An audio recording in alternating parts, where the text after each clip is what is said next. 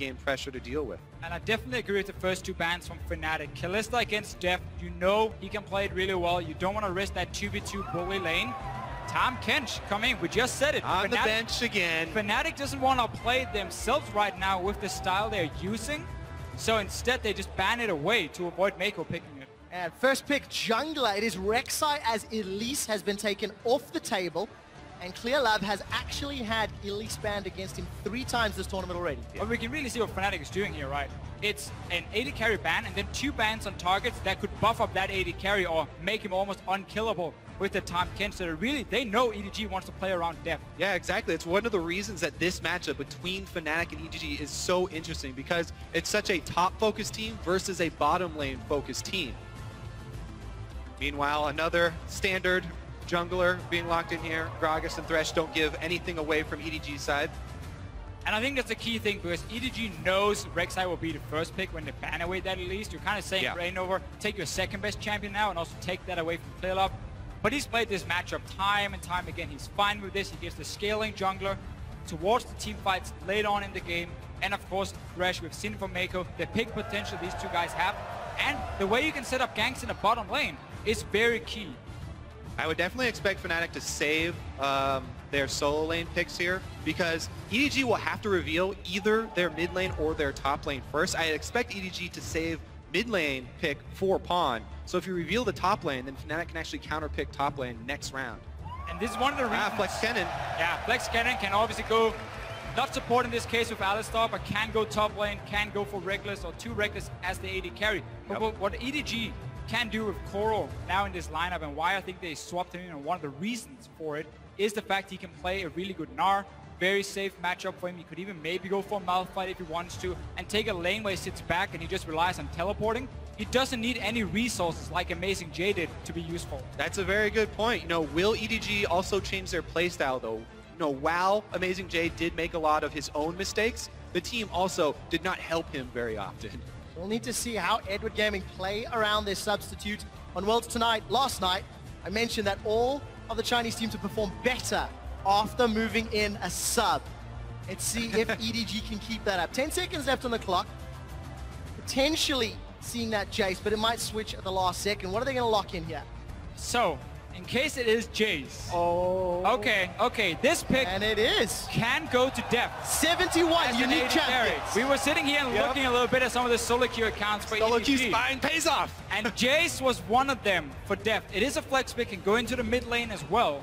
So we're just going to have to wait and see with the last pick. But this might really fool Fnatic if they haven't done the same scouting. I would desperately want it to be Jace versus Kennen in the bottom lane for the most ridiculous 2v2 bottom lane matchup that we will have seen. But yes, in all likelihood, it's probably going to Pawn. You know, this is a Pawn champion. He's been such a great Jace for so long. But there is that possibility that they could flex it to bottom.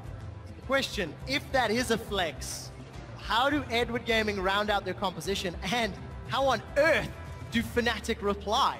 So look at what EDG has right now. If you are going to run a Jace in the bottom lane, you need backup. Because obviously for him to all in lane, he's going to go melee form, he's going to jump in on the cannon. So a Twisted Fate is open for them in the mid lane. That pick, combined with the fact that Gragas and Thresh to set up ganks, that could be scary towards the bottom lane. Solo lane Jarvan or a solo lane Rek'Sai. Do you think? Huni will take it in top lane. And he's done it before. Yeah, we've seen this Jarvan before, and Reignover has never played Jarvan in competitive play.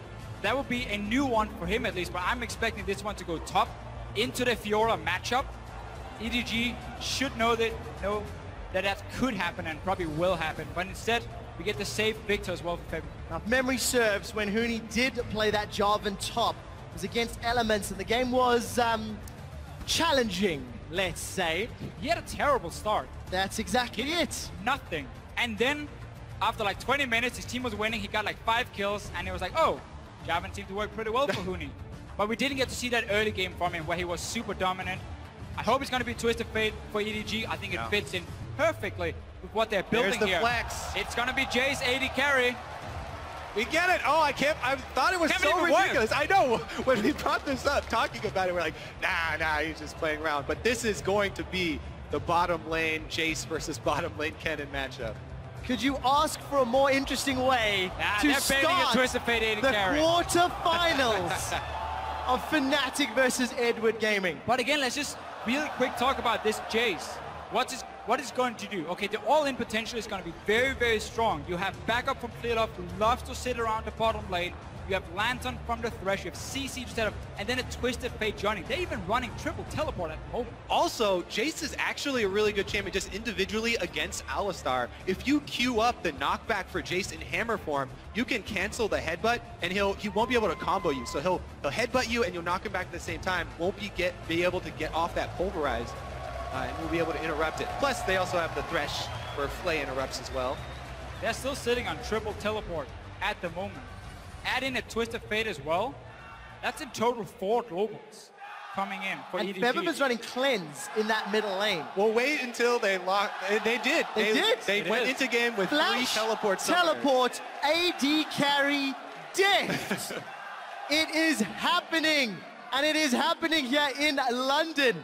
Hit up Twitter with your votes. Hashtag FNC win if you think Euphoria is the way, or hashtag EDG win if you think eulogy is the way. It's game 1 of the quarterfinals.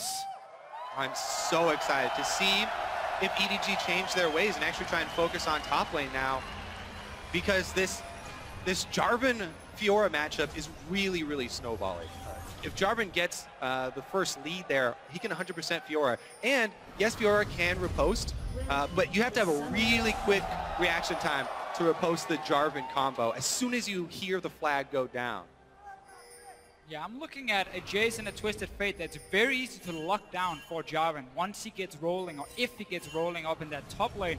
And there's a lot of CC on the side of Fnatic, Alistar, Kennen, even Victor with his own stun. So there's a lot of ways for EDG in that very squishy lineup here to get locked down. But so many teleports, long-range poke from a Twisted Fate and Jace as well, if they start grouping, having that 1-4 setup with Core split pushing on this other side. All right, so, well, everybody's been on the teleport hype train for all of Worlds. Let's talk about what you lose when you don't take a combat summoner for your lane. Obviously, you're going to be weaker in the lane 1 versus 1. Really, that's supported by all of your teammates having the ability to teleport in if your opponents go aggressive. However, if Fnatic can go aggressive in multiple lanes at the same time and gain the advantage, then force them out of lane and have them teleport back, you can defeat them while they're on cooldowns. But if I wanted to run teleport on my AD carry or on my support, I would do it against Fnatic.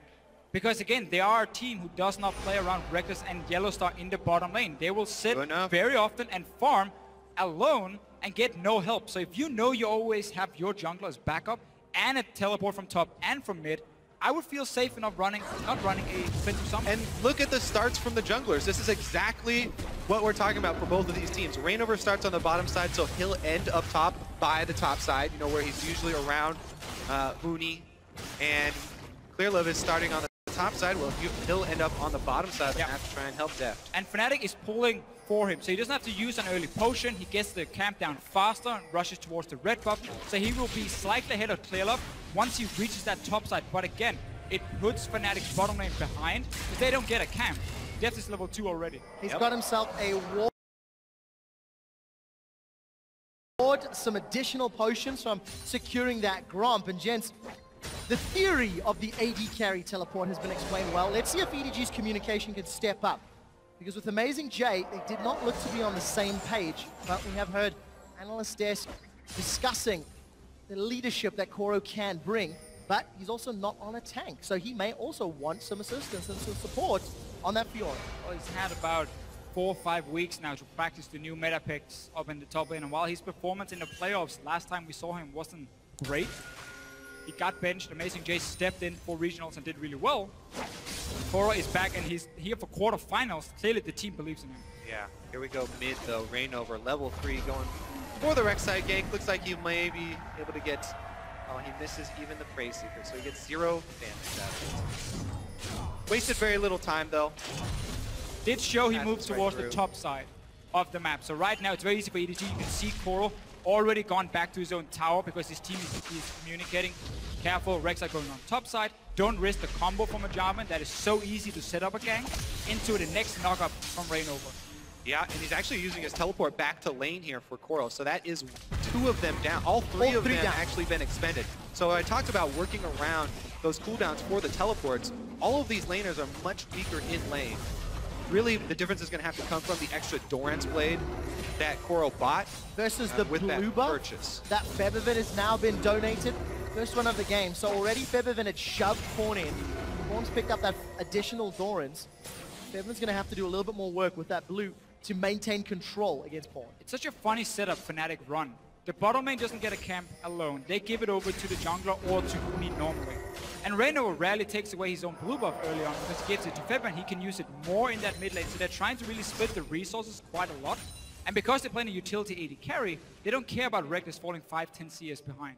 They're paying it forward. Bottom lane gave a leash to jungle, then jungle gave the early blue buff Then to mid. Gang for Huni. They're such great friends. Here, look at this invade from Fearlove, though. It does get down some early wards.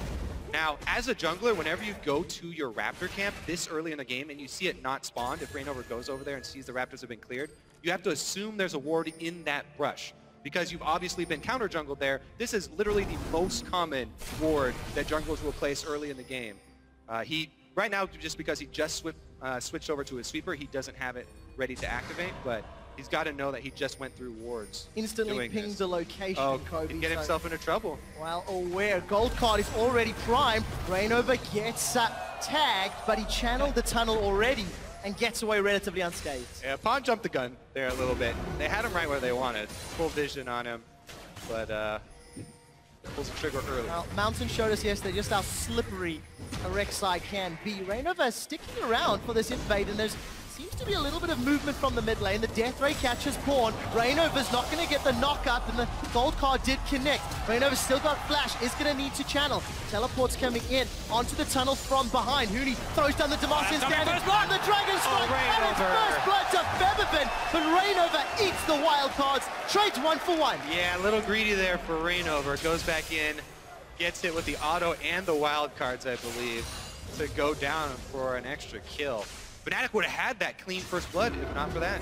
Not very often, though, we see Fnatic put so much attention towards the mid lane. Early on, Febiven farms under control mages. Normally doesn't do a whole lot, but they really want to shut down this Twisted Fate. Early on, it meant Reignover showed himself twice, and EDG knew what was going on, but didn't respect the fact they didn't have a teleport from top, and Huni did. Yeah, actually chalked that up to sort of a fumble by EDG because they were the team with more information. And they got played there. 3 teleports down, and they let Fnatic create a play while they were down in teleports. Reckless just got chunked real hard down bottom, and Huni, he's been challenged. Koro in his first game at the World Championship flashes forward aggressively. Destiny gets channeled by Pawn, and Huni is caught by the red cards. Gate is revealing his vision. Koro lunges forward. Red card, yellow card, blue card. Pawn's looking for the trigger. Pulls it on the gold, but Huni's managed to get away. EDG afraid of chasing in. They had no vision in this jungle. Didn't know if suddenly Reignover would show up, but Febiven was nearby. And in the end, Huni escapes. First ulti used from the Twisted Fate of EDG, and it was not resulting in a kill. And that is huge. What an outplay there from Huni. Waiting for Pawn to trigger the ultimate there and actually commit to one direction. Pawn actually committing a little bit too early there. But Pawn does have the early cooldown reduction boots, so that will reduce the cooldown for his next Twisted Fate ultimate. Yeah, we're probably going to see the standard build for him, where he goes for Home Guards very early on, and you're not afraid of then just use your entire mana pool on pushing out a wave, recalling, proc the Home Guards, get mana back, and then go gank the lane. Obviously, Fnatic needs to constantly communicate. Whenever he's moving away from the lane, he has TP, and ulti will be up in a few minutes as well. Because Victor can clear a wave so easily, though, he's one of the best at punishing that roam. Pawn went for the early play, and Febiven's already up a large amount of CS there in the middle lane. Pawn's playing for the impact, though. Home Guards again picked up. Reckless, we just caught a glimpse. A little lucky that his opposite number's gone for that Mana Bune build, so his Cutlass will be slightly more effective than the stacking tier. Gonna buy that AD carry a little bit of time to be more relevant. There's some good things about the AD carry Kennen is on Cutlass and Blade of the Ruined King. He's very strong 1v1. And he can handle himself, he can sit and push out waves. Obviously not great wave clear, but the build we're going to see from Def is going to be that tier into Brutalize, into Last Whisper, and so on. Huni again getting jumped on by Koro. Trading relatively even. Huni's Golden Age just blocked some of that damage. Koro's going to get some additional sustain. Yeah, you can see how defensively Koro has to play. He has to run away as soon as his riposte is on cooldown there. Reignover does go through a ward, so he'll continue to play defensively. Right now, what you want to do is stay just close enough to keep Reignover around and waste his time. QuarterFinals actually gonna find him here. And he's got level 6. Koro's challenged Huni. It's top v top and jungle v jungle. Huni's been procced. Koro's regen. Huni's got to run away. Destiny's being channeled. The dunk comes down and Koro takes a tower shot. Pawn gets a kill on Reignover. 2-0 EDG. EDG is constantly reading where Reignover is going, and QuarterFinals had early level 6. Another teleport for the team, and they can just simply collapse onto Fnatic.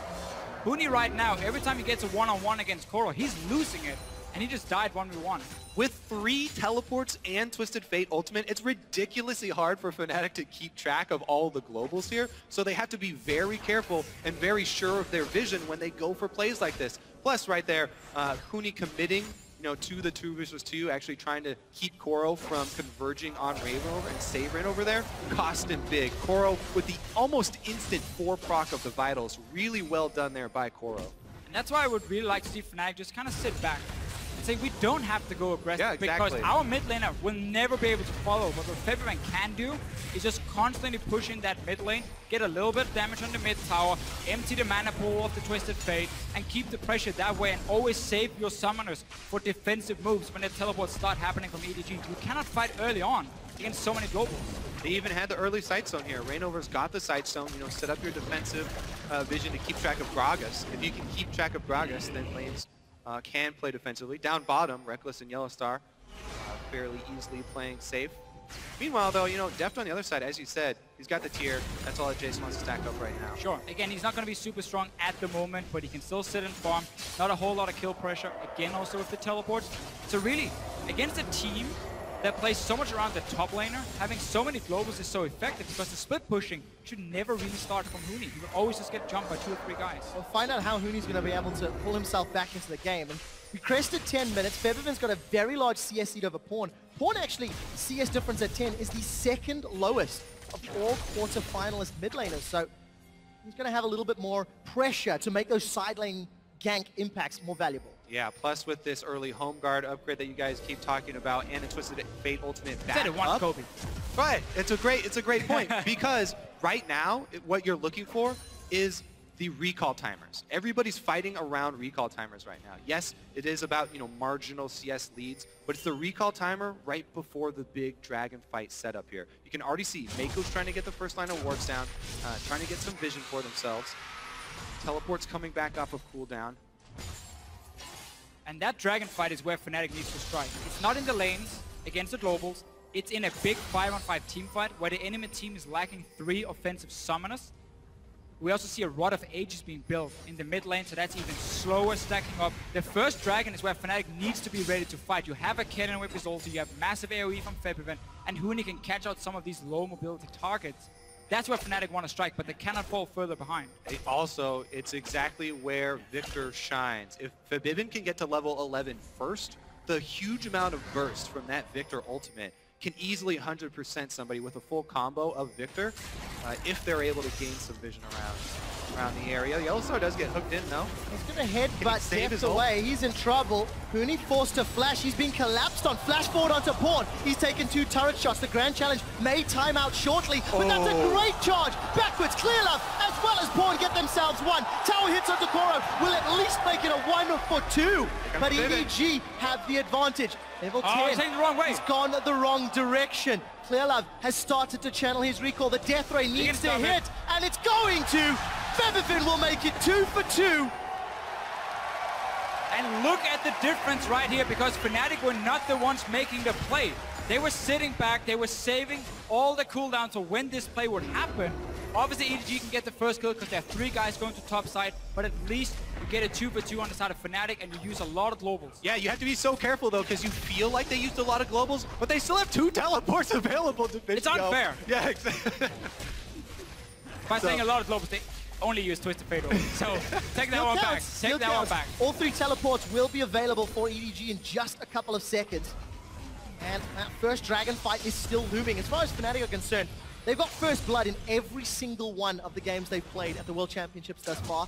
They've got the first tower in every single one of the games they've played thus far. First tower's yet to fall in this matchup. But in 2/3 of their games, they've got that dragon. Fnatic's early game decision making has been pretty good. Here's this replay once more. Yeah, and the highlight of this whole play is going to be QuarterFinals' ultimate on Gragas. So see here, Rainover does make a good play, you know, knocking up Han inside the turret, but QuarterFinals right here, the target right back out. They're able to get their kill. Gold card there from Han. Koro does go a little bit too deep. They might have been able to finish it off without him sacrificing, but it's actually pretty close there, so won't knock it too hard. Still, Huni stays alive for quite a while. It buys time for the rest of Fnatic to move up there. We have to talk about the fact, though, that Febiven, again, is not running teleport. Yeah. If he had it, this play would be so much more risky for EDG to pull off, because he could instantly join in, he could turn it around. But he's building more again towards these team fights. He wants that cleanse. So he's going to be so hard to kill late game when EDG try and go for him. The thing I like about all of this globals and the fact that EDG can hit Fnatic where they really are strongest in their skirmishes and playing around their side lanes is the fact that Fnatic showed weakness to that exact playstyle in the summer split. He's now been jumped on by Koro. Oh, very nicely played. Will be able to get that knock up and escape. And gets the grand challenge out of Koro, who hit level 11 first. So we have TP for both top laners. Huni has ulti ready as well, and you can see Fnatic already start roaming around the dragon down here on the bottom side. They want to get these team fights going. Pawn's going to get dove here. They've got Alistar coming in behind the turret. Oh, Pawn's in so much trouble. Yellowstar needs to hit his combo. Flashes for the knock-up hit, but Pawn backwards. Maiko saves him, keeps him alive. Huni's in trouble. He slides and glides and dunks down. Will lock in Gragas, but it may not be enough. Reckless will sidestep the shock blast before Pawn has teleported with 100 hit points. He flashes it and gets the kill. Rainover died on the top half of the map, and EDG decimate Fnatic. They just completely outplayed The dominoes him. are still going down here. It's just Yellowstar. Is this actually going to happen? Yellowstar's coming. Feeling confident. The unbreakable will is available and the exhaust. Yellowstar wants to dive. He's got the teleport and Yellowstar's pulling back. Febiven's arrived, but Koro may want to fight, and Fnatic feeling the pressure, down 2,000 goals. So we have this dive in the mid lane. Maiko, he saw it, he moved in, he saves his mid laner first. And then we are fighting every single lane. Fnatic pushing on this tower, Koro's here to defend. I love the chain reaction when there are so many globals in the game. One fight breaks out on one side of the map and immediately 3 other do. Now we also want to see if Crow face checks his crush. Looks like he's going to skirt around it. But again, checking back in on that EDG story, they focused a lot more around top lane to get Koro ahead, to make sure that Koro succeeds with a lot of these globals, to make sure that he can then affect the rest of the maps. Do they cancel? No. All spotted on the pink ward. So they play more around Koro. He's on Fiora. They have globals. They have pink wards early on for him as well. But this coordination and communication from EDG is what we didn't see from the Chinese teams in the group stage. They couldn't pull off these multiple TP plays in time. Right here, this play is so insane on 3 lanes from EDG. Dive on top side, fight in the bottom lane, instant teleport down to join that one as well. Rainover trying to do his best out of a top side. But yeah, 2 versus 1 is difficult. And Fnatic lose something in every single lane. 2 people who have been shining lights for Fnatic. Huni and Rainover, 0-3, 2-1, 4-1. Luckily for Fnatic, there is strong wave clear from Febiven's Victor. Unluckily, they may have to wave clear on multiple lanes thanks to all of the map pressure EDG can apply in the coming minutes. The second tower falls. Fnatic keep Goldly relatively close, 2,000. Oh, well, we have another face check here. Let's wait for this fight to be over. Huni's going to chase down. He's going to find the Vital. Huni's going to slide himself to safety. But Koro's winning the duel time and time again. Again, QuarterFinals top once again. They just want to make sure that Koro keeps Huni down. Another tower dive incoming. There's no flash for Clearlove, but he connects the body slam. Huni's caught for a little while. Flashes the cask and gets knocked backwards. Will Koro and Clearlove get away? Rainover is going to go for the knockup. He's not going to find it. Koro puts the challenge onto Rainover, and Yellowstar's still far away. Huni's got the Cataclysm. He needs to find the target. Yellowstar's lumped up Koro, and Maiko with the Lantern of Life. The Thresh, so underrated in these global comps. We talked about it being so important for Origin when they were running the double TP. Maiko has saved the mid game here for EDG. Remember, all of these plays that EDG made across the map, up in top lane and down in bottom lane, were because the mid lane dive that Fnatic were trying to pull off failed. When that tower dive failed with 4 people from Fnatic committed, EDG just got to spread across the map and punish Fnatic so heavily. If it wasn't for that, it would have been a trade. You know, just top lane Huni dying, for mid lane Pawn dying, and Fnatic would have got that mid lane turret. The only good thing for Fnatic at the moment is the fact they can keep pushing down these towers with all these guys leaving the lane to teleport around. But EDG is doing exactly the same and getting the kill. So they're ahead in goal, 19 minutes in, and they've really been pulling off some very coordinated plays we didn't expect to see from EDG. Or the same EDG we saw in group stage. Yeah. It's a very, very different team already. EDG averaged a 200 gold lead at 20 minutes, and this game is 10 times that. It's near 2,000, and we'll get the first dragon uncontested as Fnatic concede that objective. And for EDG, they are looking exceptional. Take a look at Pawn's build. Rod of Age has been stacking for 5 minutes. Lichbane is a second item. Yeah. Thanks to Koro's kills and farm, he's got that Black Cleaver picked up, and even Deft has picked up some armor pain, getting closer to that last Whisper. So those shock blasts are going to do a number on Fnatic's defense and allow EDG to siege and poke them away from the tower. Yeah, Twisted Fate plus Jace poke is going to be able to keep Fnatic under turret here. Luckily for Fnatic, they do have the King of Wave Clear, Victor. And I don't think EDG necessarily is looking too much to groove up and poke with their comp here, because Well, they've got 3 teleports. That's the thing. have to agree Exactly, with you on that. because Fnatic also running with the hard engage off the Jarvan, and Huni, while he didn't have a good early game because he's been camped so much up in that top side, he can still engage the fight and lock in one of these targets, burst them down with Febiven for Fnatic. So if EDG wants to play it safe in some way, they keep running 1-3-1. With all these teleports here, have your Twisted Fate sit in mid and just keep going to both side lanes. I think the thing that you do, though, is you combo your Twisted Fate with your Jace, because in the mid lane, Twisted Fate can then teleport to either side, you know, while Jace and Twisted Fate are poking in the mid lane. Plus, Jace has a speed boost he can use to disengage for them. Gentlemen, Yellowstar, he fancies this one. He's going to pulverize onto Clearlove. The Unbreakable Will is there as well. Rainover's jumped in. Deft has got dunked by the Cataclysm, and he's dropped. The Grand Challenge is onto Huni, and it procs, healing up EDG. But it does not matter. Koro's killed through the heal. Clearlove stunned up by Reckless. The pulverize connects. Fnatic find 3 kills. And may set their sights on Baron. They've peeled backwards. We just talked about how EDG does not want to group up, because then the hard engage from Fnatic can happen. And what do we see? Well, they get the fight. They start the Baron. Yes, they're going for Baron here, and it's just Pawn and Mako on the outside, going to try and poke them off of it here. Find out if they do. Mako's gonna need to wind up that chain and find a target. 2,500 hit points on Baron. Paul is gonna throw the wild cards. They killed Yellowstar. The Baron's secured. Will they win the fight? Pawn's knocked up. Reckless looks for the stun. He's got 1, he's got 2. They've got Baron. Fnatic lead. EDG. What a play from Fnatic. They know how strong they can be in a 5-on-5 team fight. Yellowstar was baiting it, and he goes in first. Raino with the flank. Everyone from Fnatic collapses. You have to be decisive when you're facing this much global pressure. And Yellowstar, the captain, the shot caller for the team, makes the play. He dodges the hook from Mako, circles around, Rainover teleports in, and they're able to get the fight they want. Deft here, stuck in the middle, can't even click the lantern and had to flash out. Well, meanwhile, they've got Koro as well. Again, this time around, Fnatic catching Koro, the straggler. What's going on here? We just praised EDG for the coordination there. Great communication, suddenly using 3 teleports. Koro just got completely caught out for absolutely no reason. Grouping up early as well. Get the team out for Fnatic. They just turned this game around. You have to be so careful. When you are running a high pressure team with multiple teleports, you have to coordinate your pressure. You can't just have one person splitting while the rest of you are, half your team is purchasing in base. Everyone has to coordinate their wave pushes. Bottom and top need to push at the same time. There, Koro was just pushing by himself. Nobody else from EDG applying pressure. So Fnatic collapse, and they get a nice kill. With Baron buff afterwards, it means they get a whole bunch of objectives afterwards as well. And of course, because Deft was dunked so early on, he never got to deal damage. Febiven's early advantage gives him some help.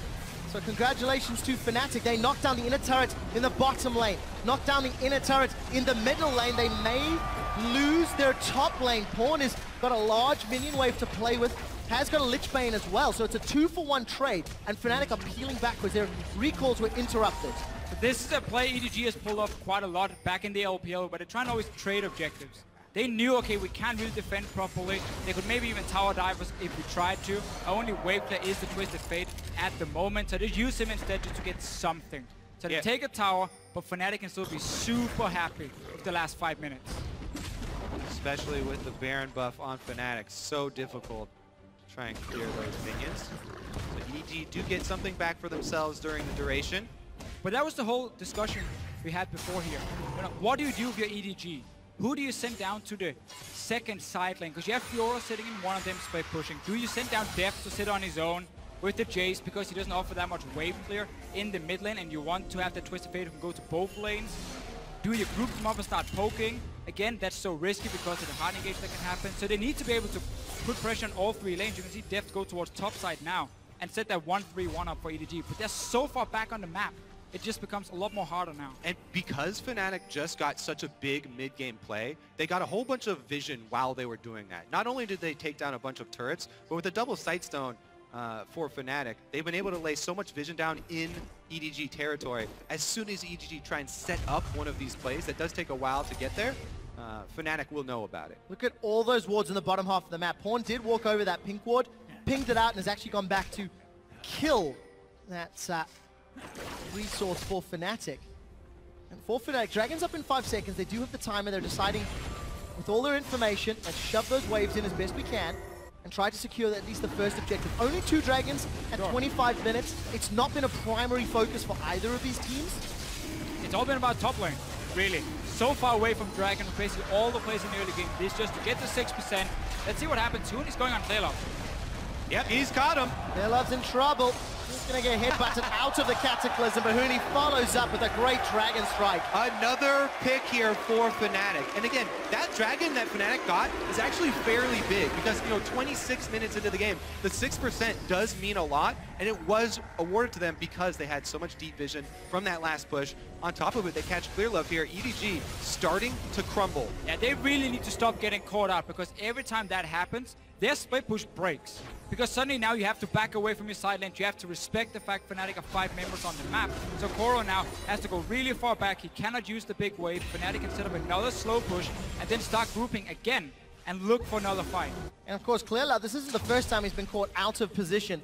Much like Hooney, throughout the group stages, both players being a little over-aggressive in their positioning, maybe too far forward.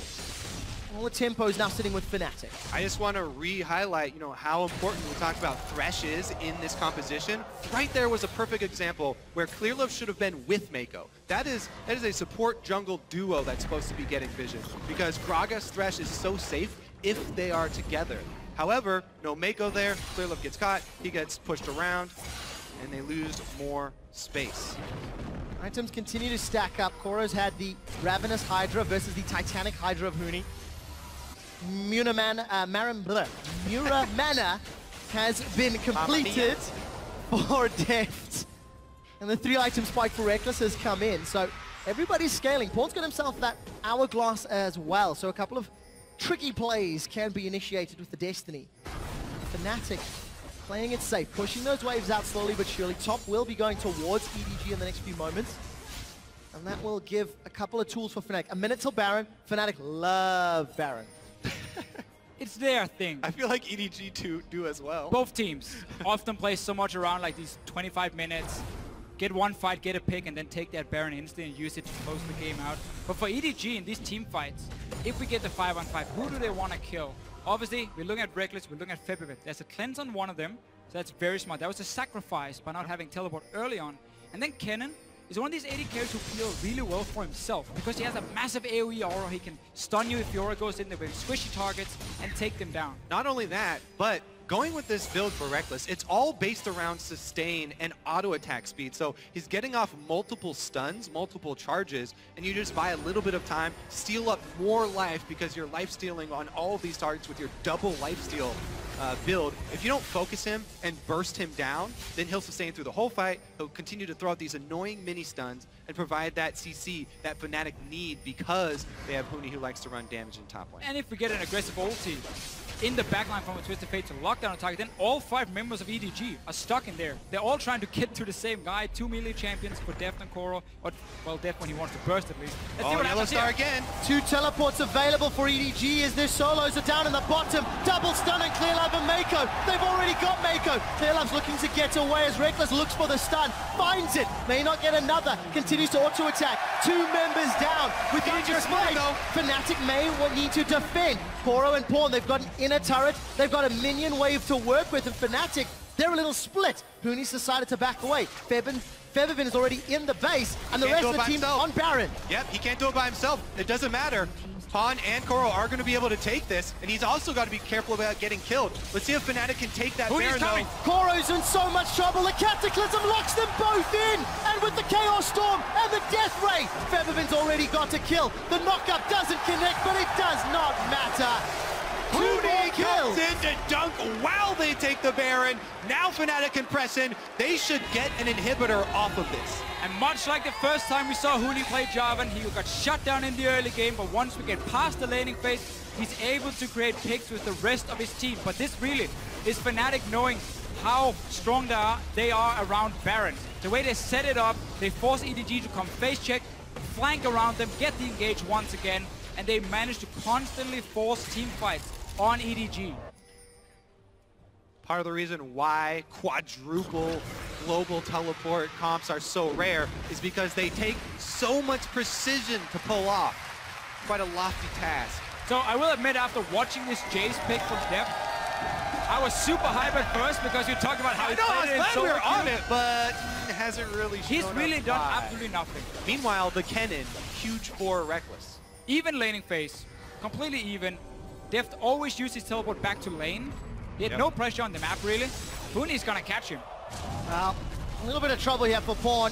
Lock up, not gonna happen. Pawn makes it out with 200 hit points, but Fnatic with the Baron-empowered minions, they're knocking on the middle and bottom lanes. There's a teleport to the inhibitor. Pawn is going to secure this one. He may even be able to get out alive. He's definitely been reviewing the backdoor tactics. He has no minions, though, at all. Huni's got home guards, though. He's got home guards. He's coming in for the repeat dunk. There is no Cataclysm. I think losing 1 life for supers might be worth it if the rest of EDG can defend. There's no teleport for Huni. But he was the wave clear. He was the wave clear that just disappeared to take an inhibitor, nothing else. There was no minions, so he couldn't go further and threatened to backdoor the Nexus as well. So Fnatic knew, okay, well, he's gonna get 1, but now we don't really care because he's gone. We can easily just push up. Huni's going to join his team, and that's 5 members from Fnatic. They can dive EDG super easy. Cataclysm's only a few seconds away, but this tower is down.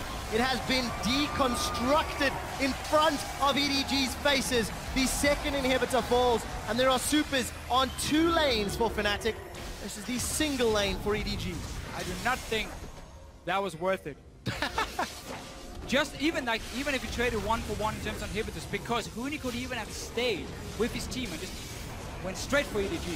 If you look at that gold difference, when teams have had a gold lead at 20 minutes at the World Championship, they have an 89% win ratio.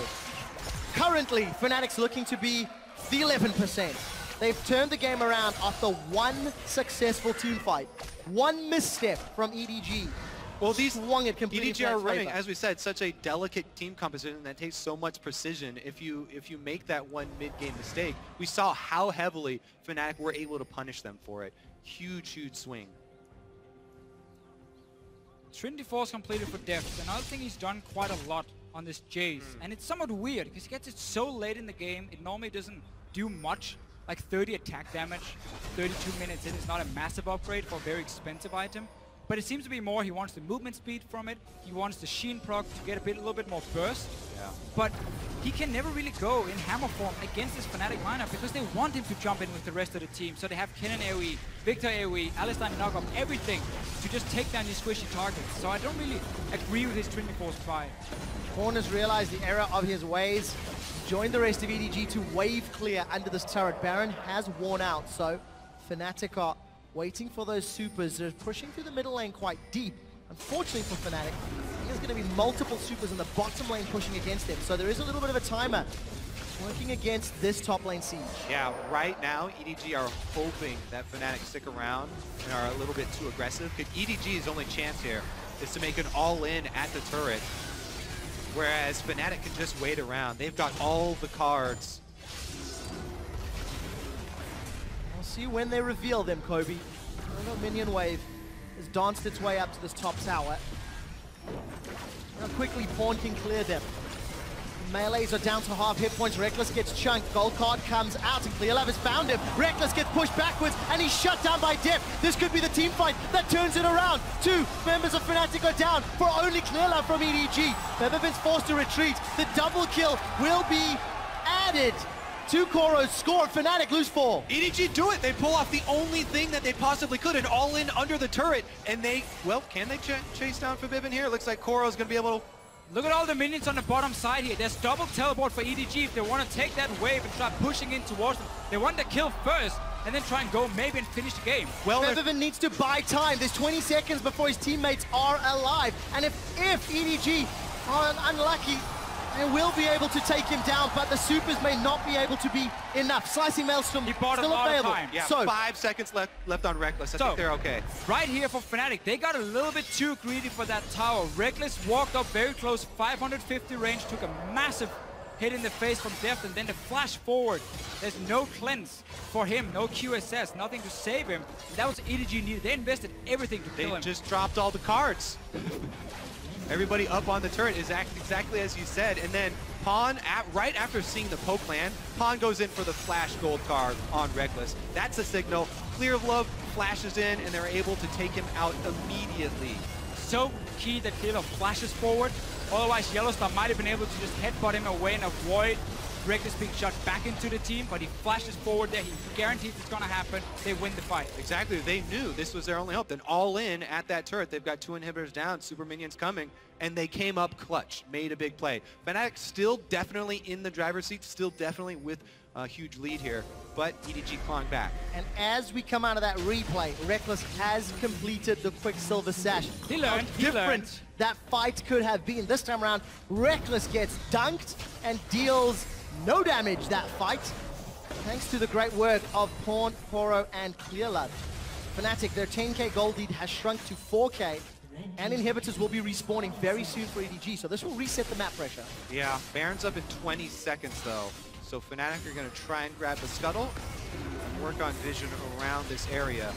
They have teleport ready for Huni, so he can stay on the bottom side and always control that wave with the super minions coming in case someone for EDG pushes it back.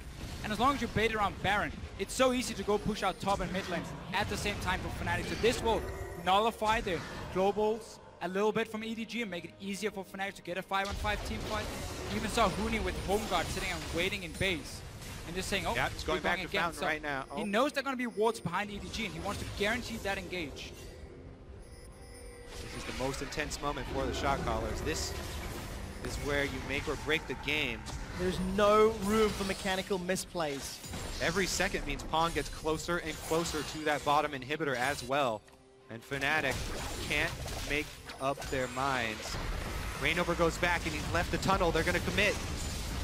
Death Sentence finds Yellowstar, and the Baron's being bursted so quickly. Pawn has started to channel his TP, but it may be too late. 2,500 hit points on Baron. Will it get secured by Fnatic? And it does. The knockup finds 2. The dunk finds 4. And the Maelstrom melts Edward Gaming, sending a massive message that Fnatic want to win the first game in this series.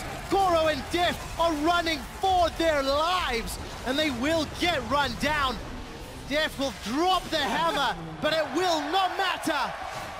Rekkles gets the kill, 9, 2, and 4, and Fnatic should knock down the Nexus. EDG unable to use their split push because of the Baron, and you saw Yellowstar sit ready to headbutt Clearlove away, so he couldn't get close. He had to just try and throw in his ulti.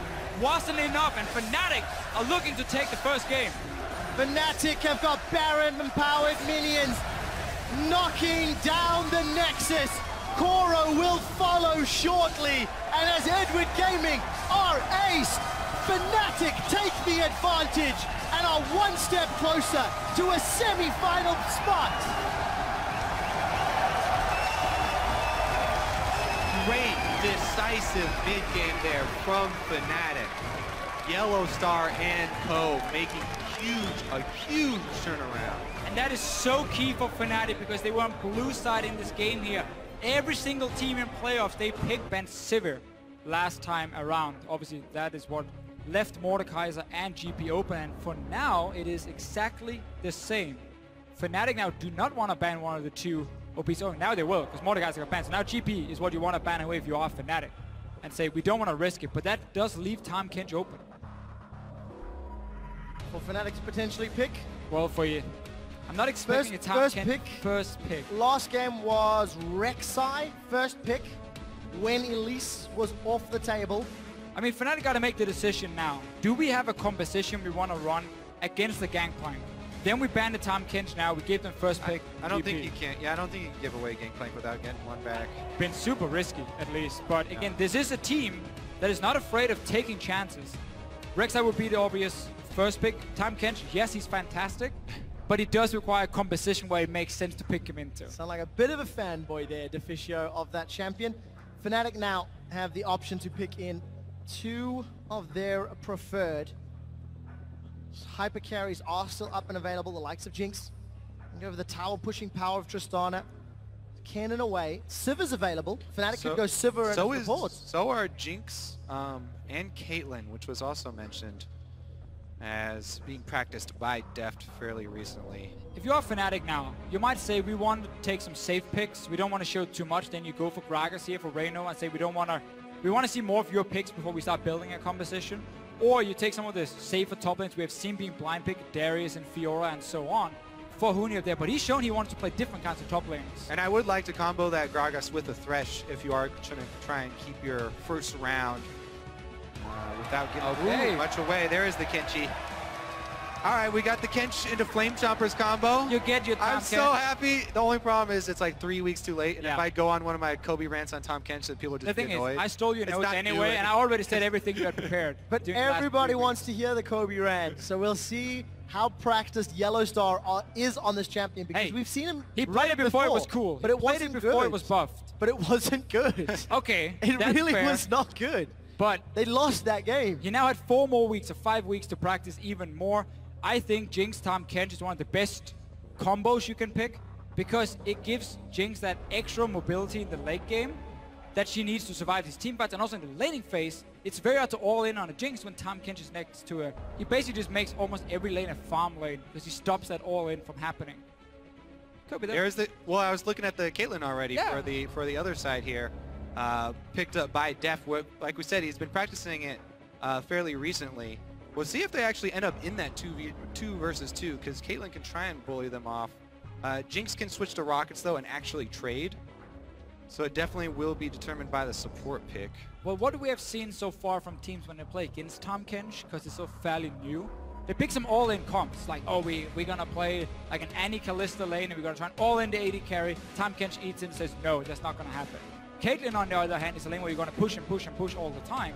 I think that's way better against Tahm Kench, because he doesn't offer any sustain for his AD carry outside of Relic Shield. So poke them down, poke them, poke them. Don't all in. That's what Caitlyn offers. And we're going to see the Riven for Huni. Fembevin will secure Gragas once more for Rainover. Interesting with the top lane carry here into the Fiora. This is going to be such an interesting skill match between Riven and Fiora. Once again, though, I think there may be a lane swap brewing. I think there's a good chance we see Morgana as well, and us instantly just locked in here. This is what we're also talking about. When you have Caitlyn going for that siege, you want to combo it with something in the mid lane that really, really supplements the siege. And Veigar, we've already seen it many times by specifically the North American teams putting in a lot of time on that. But Pawn has been practicing it heavily in solo queue, and EDG will try, group up early, knock down the outer turrets, but also, while they're knocking down the outer turrets, fish for that binding, fish for that cage to try and get that pick. And yes, Tahm Kench can eat somebody out of a binding, but the cage blocks off a huge zone. Still, Tahm Kench, to me, is a very, very good Veigar counter, due to the fact he can remove that one-shot potential from happening. Burst. However, EDG are not looking necessarily to one-shot someone. they're looking to zone you off your tower and take your tower. It's about the area And that you can control. you cannot eat the tower. That doesn't work. That doesn't work. Have you tried? That was in your notes, Kobe, so I trust you now. Well, Febiven's got a couple seconds left to lock in his counter. He's had great performances on LeBlanc, and we'll see whether or not he can get some early pressure against Vigar. Here's the one thing. While I'm a huge Tahm Kench fan, he is not the all-in-one tank. He is not a hard engage tank. So it's actually fairly risky for you to try and engage with Tahm Kench and use the Abyssal Voyage. It's much better at cutting people off and sort of corralling people into a direction to control with the rest of your team.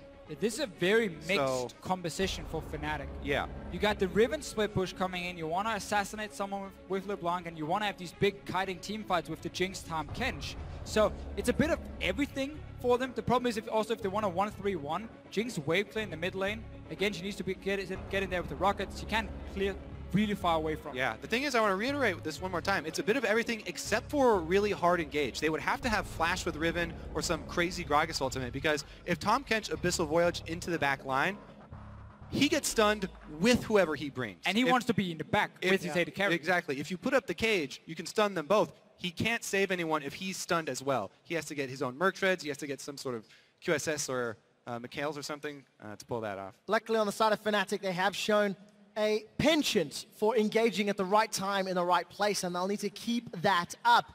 Guys, this is the remade game 2 of this best of 5. Hashtag EDG win with that Vigar mid, or hashtag FNC win. The Yellow Star will get his hands on the Tahm Kench. Vision and flanking going to be so important for Fnatic. They've done it in the past when Huni has played Riven. They've shown they have an ability to get him to TP into the jungle and hop over walls. And they may need to do that again to get behind that baby cage that Vigar can put down. Yeah, the early game is so key in this matchup. When you have a siege composition, if they do well in the laning phase and get to rotate the AD carry into mid and start this siege on your tower, there's often very few answers other than like a TP flank happening. If that fails, you fall so far behind. But the same can be said for EDG here with their comp. If they start losing lanes to Riven and LeBlanc, the crazy pick potential for Fnatic can just run over them. And this is the thing, Jinx can take a turret very quickly, so Fnatic can trade objectives fairly efficiently as well. Face checking here. This is risky. Deep wards they've been seen coming in. And Fnatic did a similar thing in the previous game. EDG have adapted. They're going to get Reckless and Yellow Star. Oh, it's got to pay off. Tremor Sense is showing 2 members of Fnatic nearby. EDG very, very patient. They saw the ping on 2 guys with the Rek'Sai, so they know it's not 5 members running from Fnatic, but EDG is still a brush with death there. Not gonna pull the trigger. And they escape. Fnatic get maybe they deep wards down. They know the wards are in place, so EDG... I want to shout out to my boy Freak. Are they gonna look for the lane swap, or will they use the warding information to dance around? Okay, so basically, yeah, as you just said here, they want to dance around where the wards are being placed. It's often the same ward placement you see when these invades happen. 3 of them down to block every entrance towards the lane, so Fnatic didn't spot them. Sneak up there, but so it's going to be a 2v2 top. Huni gets his one-on-one down the bottom lane as well, so we have these insanely snowballing matchups between a Fiora and a Riven, where the first gank can basically decide the entire early to mid game between these 2 guys. Meanwhile, look at this huge advantage here. Tahm Kench absolutely annihilates Krugs there with the giant AoE, and they're going to be a camp up. Caitlyn likes to start shoving the wave though, so Def tried to get there as soon as possible, auto-attacking the wave. You charge up your headshot every time, obviously your headshot is charged up. Look for your harass trade. Mako lands the first binding, but Yellow Star says nope. We're going to see that a lot, I feel. Yes. Def and Mako are more looking just to poke with the double range against them than all-inning. What you normally could do with Caitlyn Morgana is you land the binding, follow up with a trap, and someone is stuck for such a long time. Another small thing, notice here Reignover, he started on the top side of the map, so he's going to path down towards the bottom side. That's going to apply pressure on Koro if he's going to push his lane. Yep, it's all about that minion wave control up top. When you have control as a Caitlyn lane, especially with Morgana at your back, you can be extremely aggressive, just like Huni. Really bad trade by Koro right here. He walks into stun range of Huni, then uses his block basically for nothing. It's an instant ability, obviously, for Huni with the stun. You have to be super quick on a Fiora. Exactly. close to impossible for him to pull off here, and he really failed it big time. Koro's backed, picked up some wards, and a pot is now under CS from Huni, but the wave is pushing towards Koro, so Huni gonna be needing to overextend. But luckily, Clearlove is on the complete opposite end of the map. Yeah, even though that trade evens up teleports, Huni's got such an experience advantage here working with it. He will also probably be able to go up and clear out that pink ward that Koro placed in the tri-bush. So that while the giant wave is there, so that would be some extra value added. Pretty deep ward here on the Wraith camp as well. Clearlove was able to get a little bit of deep vision over on Reignover's side, and that will be the next camp that Reignover goes to. So EDG will have information on Reignover's whereabouts fairly shortly. Well, we get a good start for Huni in the bottom lane. Top, again, is what we mentioned, how you can keep pushing it in. If you are the Caitlyn Morgana lane, just keep trading. 2v1 against both Tahm Kench and then the Jinx, and it's hard then to reply if you are a Fnatic. And really also with this Morgana pick, it's funny because a lot of these champions for EDG that haven't shown before in this tournament, they have been spamming them in solo queue. Morgana was there for Mako, Caitlyn for Death, Veigar as well in the mid lane, and this is gonna happen over and over. And Reck is a little bit confused. Small miss, small miss. Aim small, miss small. We'll see if Reckless can find his aim later on. Reignover spotting Clearlove in the jungle will give some information. Huni actually gets caught up by that riposte. Another matchup I want to touch on is that mid lane because Veigar is such a game changer. If you allow him to stack up early, and the only way to disallow him from stacking up early is to force him to trade in lane and go for those aggressive moves here. Forbidden on LeBlanc, on the Assassin, has the ability to do that and try and go aggressively. You can see already, Pawn even expends his early teleport in mid lane defensively just to pick up more magic resistance so that he can try and use more of his mana for stacking up the ability power. Reckless is playing Let's Catch the Dark Binding game. Almost every time we peek our eyes up here, Reckless is being saved by Yellow Star. That mana pool slowly burning away. And of course, Reckless losing out on CS. Huni is now once again going aggressive. Trying to use those broken wings to his advantage. And Koro sidesteps the second proc, does not sidestep the third. The shield comes up from Huni, and the key strike will at least delay the rest of that trade. Fnatic needs to do something about the top lane, though. Even though they're not dying, they're down in CS, and their tower is already taking about 40% damage up there, because again, if you keep pushing it down, Huni's trying his best on the bottom side, but Clearlove is showing now. Yeah, you say that though, but as a jungler, it's really difficult to gank a heavy poking lane that's got your lane under turret because of the minion advantage and because of the distance that you have to gain. Meanwhile, when solo laners trade like this, there's blood in the water. Junglers are like sharks. Sure. You're attracted very heavily by melee champions in long solo lanes trading like this. And I don't think Fnatic necessarily had to go top to make a play. I think they need to make a play elsewhere on the map to force EDG's hand and say, we are now winning on the other side, so if you keep this 2v2 lane going for too long, our top laner will snowball ahead of yours, and that can force EDG then to make a trade and swap it around and stop this push from going on. Clearlove's Tremor Sense just caught some footsteps from Reignover as he approached that tri-bush. So information is available. You can see Feathervin's also left his lane.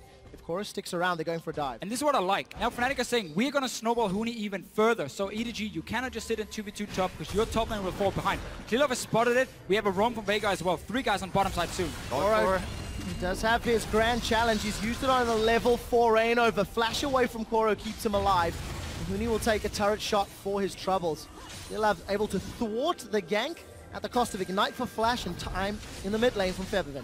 Yeah, and now Huni here is actually going to have to back off. He's got 3 people there. Even though that was an unsuccessful gank as far as coming up with a kill, Koro's going to have to expend his teleport once again. So you talk about, doing something about this top side. There's a deep ward here in the brush. Huni may have teleport advantage if Koro feels pressured enough to use it to get back to lane again. And the way the Fnatic, made their stamp, made their name with big Huni teleport plays, there could be an opportunity. The ward is expired. Just died. I took too long talking about it, and Koro took too long teleporting back. The point is still valid. Really key though if they could get another ward. For EDG that Rek'Sai was sitting in that bush or in the jungle of Fnatic, spotted, of course, Reignover moving down, so they knew, okay, the dive is about to happen. LeBlanc goes missing in the mid lane, and that's why they could react and defend Koro. Otherwise, it would have been a 3v1, and he would have died super quick. I have to say, though, this top lane CS of the duo lanes is just outstanding. Deft is destroying Reckless and Yellow Star up in the top side, really punishing. And this was why EDG was sitting in the bush, hiding at level 1. Didn't want to risk going for an all-lane and try and get it first, but they wanted to dodge around the wards to try and force a 2v2 lane with Caitlyn. She's one of these champions, if she doesn't get the 2v2, it gets to be bullied. She becomes so useless in the mid game and just have very low impact before she hits the late game items. So this was exactly what EDG wanted for that lane. And EDG seem quite happy to play for the long game. Pawn's first pickup is Mercury Treads at 9 minutes. He's held onto his TP, but Rainover, he's found Mako. Mako, this is brave. Abyssal Voyage will allow Yellowstar to get in range of Mako. Will they flash over? No. Happy to get the flash out of Morgana. Okay, so while EDG are winning the duo lane, Fnatic are destroying the solo lane on the other side of the map, the long lane with Huni here. And that is extremely volatile because Riven has so much kill pressure. I would expect, again, more jungler attention down there, because if you can free up that solo laner, then you free up a teleport gank. A jungler ganking is one thing, but if that solo laner ganking with a teleport can completely turn around and destroy a 2 versus 2 lane.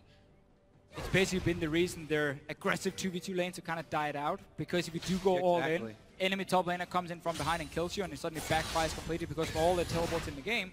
There's a lot of the very aggressive AD carries. They're a little bit unhappy with that state because they want to be able to kill that lane 2v2, but that's not happening very often in this meta. Fnatic right now setting up towards this bottom lane. Again, Feathervin and Rainover showing face. Huni's got a minion wave to play with, and I think they're going to turn their attention onto Koro. He's going to be in a little bit of trouble. Grand Challenge comes down, Body Slam connects. Koro will get dropped, and it's first blood to Fnatic. But Pawn will teleport in and get himself one back. Huni's on the way out. Will have that broken wing slash to get more. Huni does get dropped by Clearlove. It's a messy fight so far. 2 for 2, and it's jungler on mid lane action. Feathervin with double gets a triple kill. Gets out. Again, Fnatic, they return to the point of power, try and make the proactive play there. And again, Huni teleports up. Look, a deep ward in the side brush. Huni revives in 10 seconds. He could teleport right up there and try and turn that around. There's no flash on Morgana because they caught her out in the jungle. And again, this is exactly what Fnatic wants to do. When you have a losing lane, one side of the map, you gotta make plays on the other side. You can't gank the one. They go for Koro, 3 guys moving down. EDG once again, they read the situation, but they're reacting a lot later because they didn't see Fnatic as early as they did before with the first dive. Feathervin plays one really well. He knows he can take down Clearlove in the end, so stays very close and almost baits him to just stay and fight him. Man, so away the last jungler, that's not fair. Managed to make it work. Feathervin completes his Sorcerer's Shoes and Morellonomicon. 30 CS advantage for Huni and a level advantage, but no teleport top just yet. Really deep wards here as well by Feathervin. This one on the red. It's one of the great things about Tahm Kench as well. My first experience with him was meeting one in solo queue and double counter jungling the enemy. Tahm Kench can devour something while activating his Q. Oh, here we go for another move. Maybe just a farm and defend tower. Do they have a Huni teleport? There's so many wards for Huni to teleport on. And he shoved him in. Looks like they're going to dive first. Seems to me like Huni doesn't want to waste time. They're going to dive the dive bottom again first. He's going for Koro. He's in trouble. The chain. Wow. Okay, now he's free to go up top. Okay, 3 times now. When is he going top, Kobe? I don't know. My stories have all fallen flat today. I'm not. To be fair, if you are Huni and Fnatic, do you want to go and try and save a losing lane already? Yeah, or do you want to just keep killing your lane opponent? They're going to get dove right now. Well, they can just back away, give up this tower. Obviously, EDG is looking to swap Def now down to this bottom side and push another one. But that's where Fnatic are looking out to create picks with the Rivet, with the LeBlanc. We see how much they're roaming between the lanes. And every time EDG is stuck pushing away with both Morgana and Caitlyn, someone else on the map is dying. So far, it's been Koro. Yeah. Little misstep from Pawn as he misses 2 of the 4. So in the end, the real difference there is just the kills that our Fnatic are picking up here, because they were able to get that turret on top for EDG. It's just that, Huni's actually going to get the one down bottom and continue to push here. They also have such deep wards in the red side jungle to support Huni's split push. That could be key, Kobe, because Huni, once he goes top side now, can TP down, because we know Deft is going to push this wave. He's already pinged the tower. So when you say it, it's going to happen. I say it this time. So many wards always has to be right. Febiven's looking to clear this pink ward out, and QuarterFinals is just like, peace, nope, do not want none of that. Huni grabs a Scuttle Crab, a little bit of vision, and Reckless and Yellow Star uncontested. This is a free tower, in fact, as EDG have sent their resources down bottom. Not exactly what EDG were looking for here. They wanted to have Koro on this top side already, but obviously him alone wouldn't have done a whole lot. Yeah, it's another trade they're just opting for. Bottom side should be taken at the same time as well here for EDG. But when you play that Caitlyn, you are supposed to get the tower advantage by you being able to push faster than push in the enemy AD carry and slowly take down the tower. Obviously, Jinx will take down the tower super quick once she gets to it. Yeah, but they're not done pushing. EDG continue to pressure the inner turret. There are recalls from Fnatic. Yellowstar can ult it down, remember. And Huni's got teleport with a lot of wards to jump in. But they're opting not to pull that trigger yet. The range on Abyssal is still relatively low, and I think Yellowstar's peeling towards the middle top quadrant, so no more pressure on the bottom half. EDG did get the 2 side lane turrets down. That's what you want to do with these siege comps here, especially when you play the Veigar. You want him to hit level 11, you group together with him in the mid lane, and you start sieging on that tower, because even if there is some sort of wave clear for Fnatic, that massive zone that Veigar is going to offer is going to force you back, and that's going to always give some damage to this tower. So Febiven needs to be careful now. He knows a lot of people are coming, and he's the only wave in his mid lane. He has to dash into them. That's super risky. Yeah, that's why we'll be looking for the flank, because again, this Fnatic squad has to be very careful with how they go about engaging. Huni needs to work with the fog of war.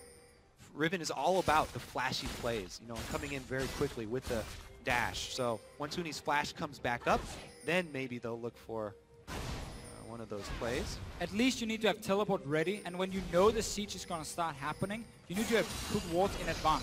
So you have wards on the side of the mid lane. You can see the 2 here near the mid lane tower of EDG. That's something Fnatic could use to stop a potential siege from happening. And Huni, all in again, he's 2 levels above. Yeah, big difference. That B of Sword helping out. I think got a pretty good riposte there, but it doesn't matter. Huni's got such a strong advantage. Just hit a 3-level lead for the time being, and as my math is completely horrible, it's 50, 60 CS advantage for Huni.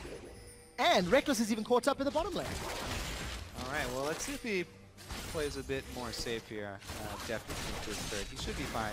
The other important factor in controlling vision, Deficio, that you point out, these mid laners, either one could one-shot the other if you're in the fog of war. So either one has the ability to 100% if you get that vision advantage. So there's going to be such a fight over the true sight, especially around these mid And a fight in top again. Cora's going low. Huni, that's a good pass trading. And Huni follows up. But they support Clear 11 Pawn want to chase him down, and they will not. A little bit hyped about the flash. In the end, it didn't do anything, and it died anyway. Look good though. Deficio, you sucked all the energy out. Yellowstar and Febiven get caught by the Event Horizon, and Pawn gets knocked into the waiting hands. The Super Mega Death Rocket signs his death warrant, and EDG are on the retreat. They've lost 2. They're mid-tower, and Fnatic are sieging the inner turret. It's not over yet. Teleport's coming in. Koro wants to play. The exhaust onto Febiven will keep his damage down and keep Deft alive, and keep their tower alive for Boots. So what's been happening in this mid lane here for Fnatic is that Febiven had full control of the lane. He keeps pushing it down, making it very easy for Fnatic to keep deep vision in the jungle and set up a dive like this and prevent EDG from ever grouping. Honestly, what's happening is Huni wrecking Koro. That's also happening. That's also happening. But look at the dive they can set up, because they have all the control of this jungle onto... Beautiful setup, honestly, from Rainover. Yeah. What do you do as a Veigar right here? Either you flash instantly, but it's a flash body slam happening. It's so hard to react to in time. Yeah. Exhausted, and I don't think that Primordial Burst hit anybody either. So make it a body slam flash. 3,000 gold in the lead. They've got all outer turrets down. Dragon's going to be up in 30 seconds. And look at that ring of deep vision behind the Dragon Prince. Again, that's the problem now for EDG. They know these wards are going to be there because they've been pushed down in this mid lane for such a long time. Huni can now TP in behind them if Fnatic wants to fight for this one. He's TPing in now. And he's TPing north. Finally! EDG are trying to retreat. Huni wants to cut them off. He's not very tanky. He does not want to be here. Grand Challenge is onto Huni, and Deft actually gets knocked towards him. Huni's going to use those broken wings to get away, and he gets eaten. Yellowstar saves him. Another kill for Featherfin before Huni gets dropped by Koro. Rainover's trying to get out, but he's trapped in the baby cage, and Pawn sends him back to base. Well, Featherfin is dominating with another kill on Koro. Yeah, Star saved Huni, but then kept chasing Koro and spit Huni back out with like 50 life. So he died. But that'll be a two for two right there. All said and done, though, Fnatic still have control of the map. So even though it's a 2 for 2, even on kills, they get the objective afterwards. They shove the lane. Oh, actually, Reckless actually not going to start the Dragon there. Red Steel instead. Bit more risky. Or and not. now the Dragon's going to be very late, and Pawn does have teleport. Pawn's actually in lane already. Deft actually manages to secure that one. Fnatic now a little maybe late to the Dragon. Ultimate's not available for everybody, but EDG are not in range to contest. There's double ping walls for Fnatic, so it's hard for EDG to walk in and face check a fairly fit LeBlanc at this point. I mean, 6 kills in 19 minutes. It's very standard for me, at least in solo queue. What we do see from Fnatic special. Oh, stay hungry, stay humble, my friend. Yellow Star is going to prevent the ace in the hole by just devouring Featherfin. Why block it when you can eat it? And Deft will knock over the tower using that range of Caitlyn. Yeah, and this time around, no TP for Fnatic to stop the siege, but this is how you play against these siege compositions when you know it's going to happen. You need those wards beforehand, like Fnatic here.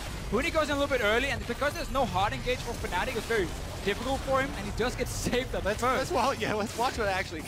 He spits him back out with a 50 HP. Yellow Star. Thanks for the save.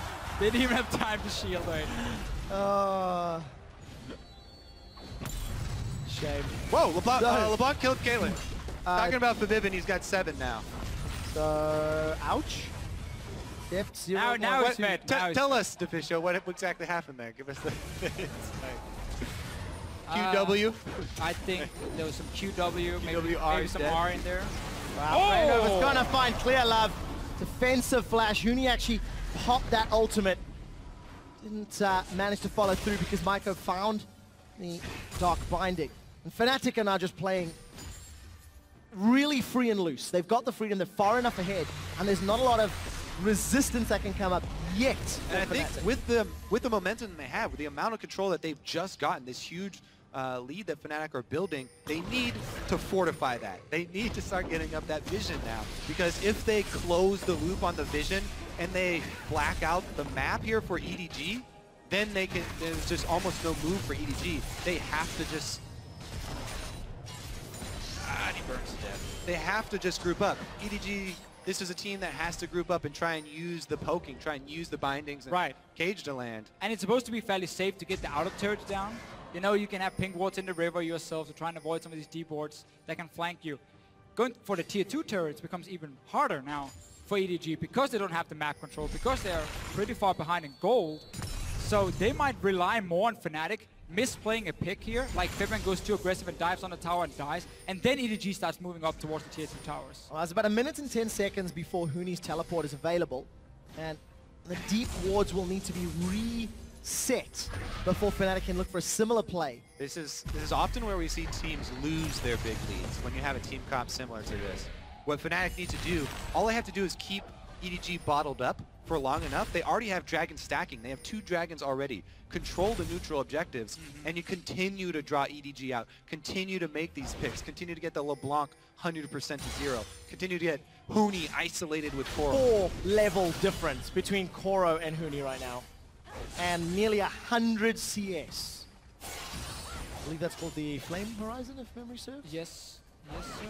Now, one of the things amazing Jay, the poor guy, was criticized for a lot, was dying like this against the enemy top laner. But funny enough, it's the same kind of setup, where the other team is sending 2, 3, 4 guys to dive him and kill him and shut him down, because top lane gets out of control very, very easily. We see here, EDG tried to defend Koro, but they were always a step behind, and therefore it's the same result. Top laner falls super far behind. Yeah, I mean, it's kind of a which one came first, because he is also the reason Fnatic are sending people to dive him, is because he's losing trades to Huni in lane, and Huni's pushing him under turret and prepping him to get destroyed.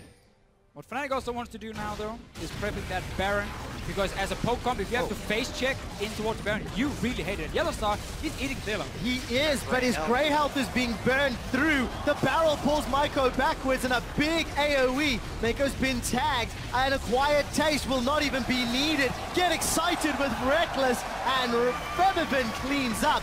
Fnatic find 3 and in a turret, and they can even go for Baron. Fnatic just stayed around the Baron, then walked into the jungle, and EDG is trying to get control back. But when there's so many things that can just kill you so easily, and so much mobility on the side of Fnatic with Riven, with Blanc, and even the top Kendrick can just walk in and eat you and spit you back. It is so difficult to regain that control. You were a siege comp. You were supposed to get a big tower advantage, and you got nothing. All right, we'll take another look at it. You catch the Kench. He's got 2 health bars here. So gray health goes up and teleports come down. Pawn actually uses everything on the outside here. Feathervin just walks around and all of Fnatic teleport in. They continue the pain train and crush EDG under the turret and take it afterwards as well. All right, now we have minute. What a game from Fnatic. They've got Baron now. Every single one of their lanes is winning, despite the trouble that Reckless and Yellowstar had early.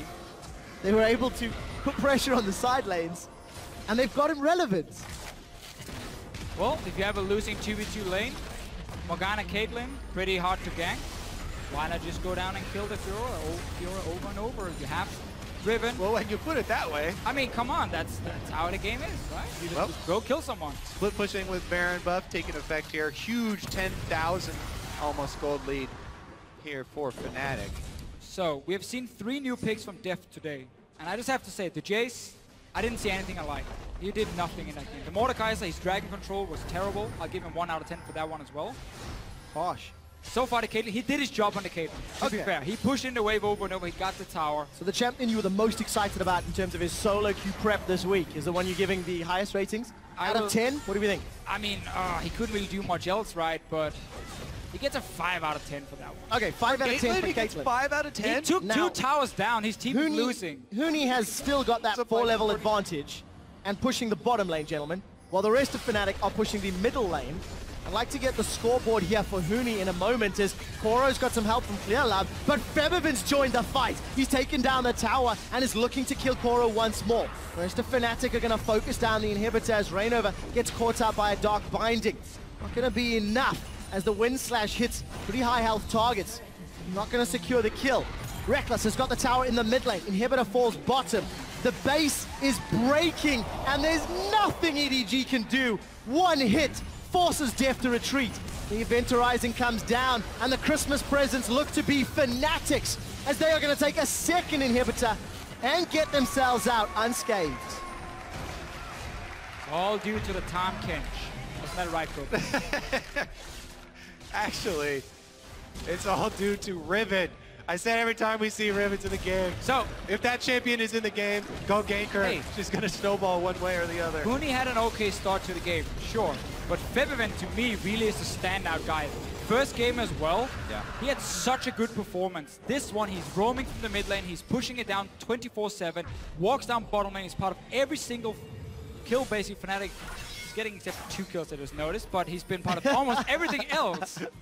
And this guy is on fire this tournament. I would even say he's been the best performing mid laner in this tournament alone. Not saying he's the best in the world, but in this tournament he's been looking fantastic. Don't step on my territory there, Deficio. Feathervin Do you want to say work at the moment. And as you mentioned, allowing Fnatic to continue pressing their advantage. Baron has worn off and Fnatic are just grouping in the top lane. It is just a matter of time before they get to their 3rd and final inhibitor. There's been no reservation, no hesitation, no signs of weakness for Fnatic this game. Double pink. There's a sign of weakness. Yep, there we go, a little mistake. Just wanted to test the strength of that baby cage. Feathervin's going to eat the Primordial Burst and lose a major chunk of his hit points. But he does stay alive. Huni's going to pull enough threat to buy some time. The rest of Fnatic to at least look to take this tower down in what is still a 4 versus 5. Yeah, I mean, Feathervin's not running teleport on LeBlanc, so Fnatic going to take it fairly slow and easy here. 4 versus 5. Oh wow, Yellow Star even pulls him out of the stun. Just look at how Yellow Star's standing here. Whenever Reckless goes in to hit the tower, Yellow Star's just slightly behind him. So when the stun lands, it's only on Reckless, and then he eats him, spits him out. And what did I even say? He's got a Quicksilver Sash on Tahm Kench as well. So even if you land the double cage, Yellow Star can still get himself out and save whoever's next on him. Well, we'll find out if Tahm Kench manages to make it through the rest of picks and bans. Def gets caught out. The Event Horizon will not be enough to kill Rainover, and Def is running away. A three-man stun. Hooney's not able to push EDG back. The tower falls, so does Koro. Inhibitor number 3 is down. Fnatic have super minions looking towards the Nexus turrets, and they will drop the Nexus turrets. Fnatic rebound after a difficult start, and they will crush Edward Gaming. Nexus turret is a matter of time as Fnatic take the lead 2-0 and are 1 game away from a semi-final and a top 4 minimum at Worlds.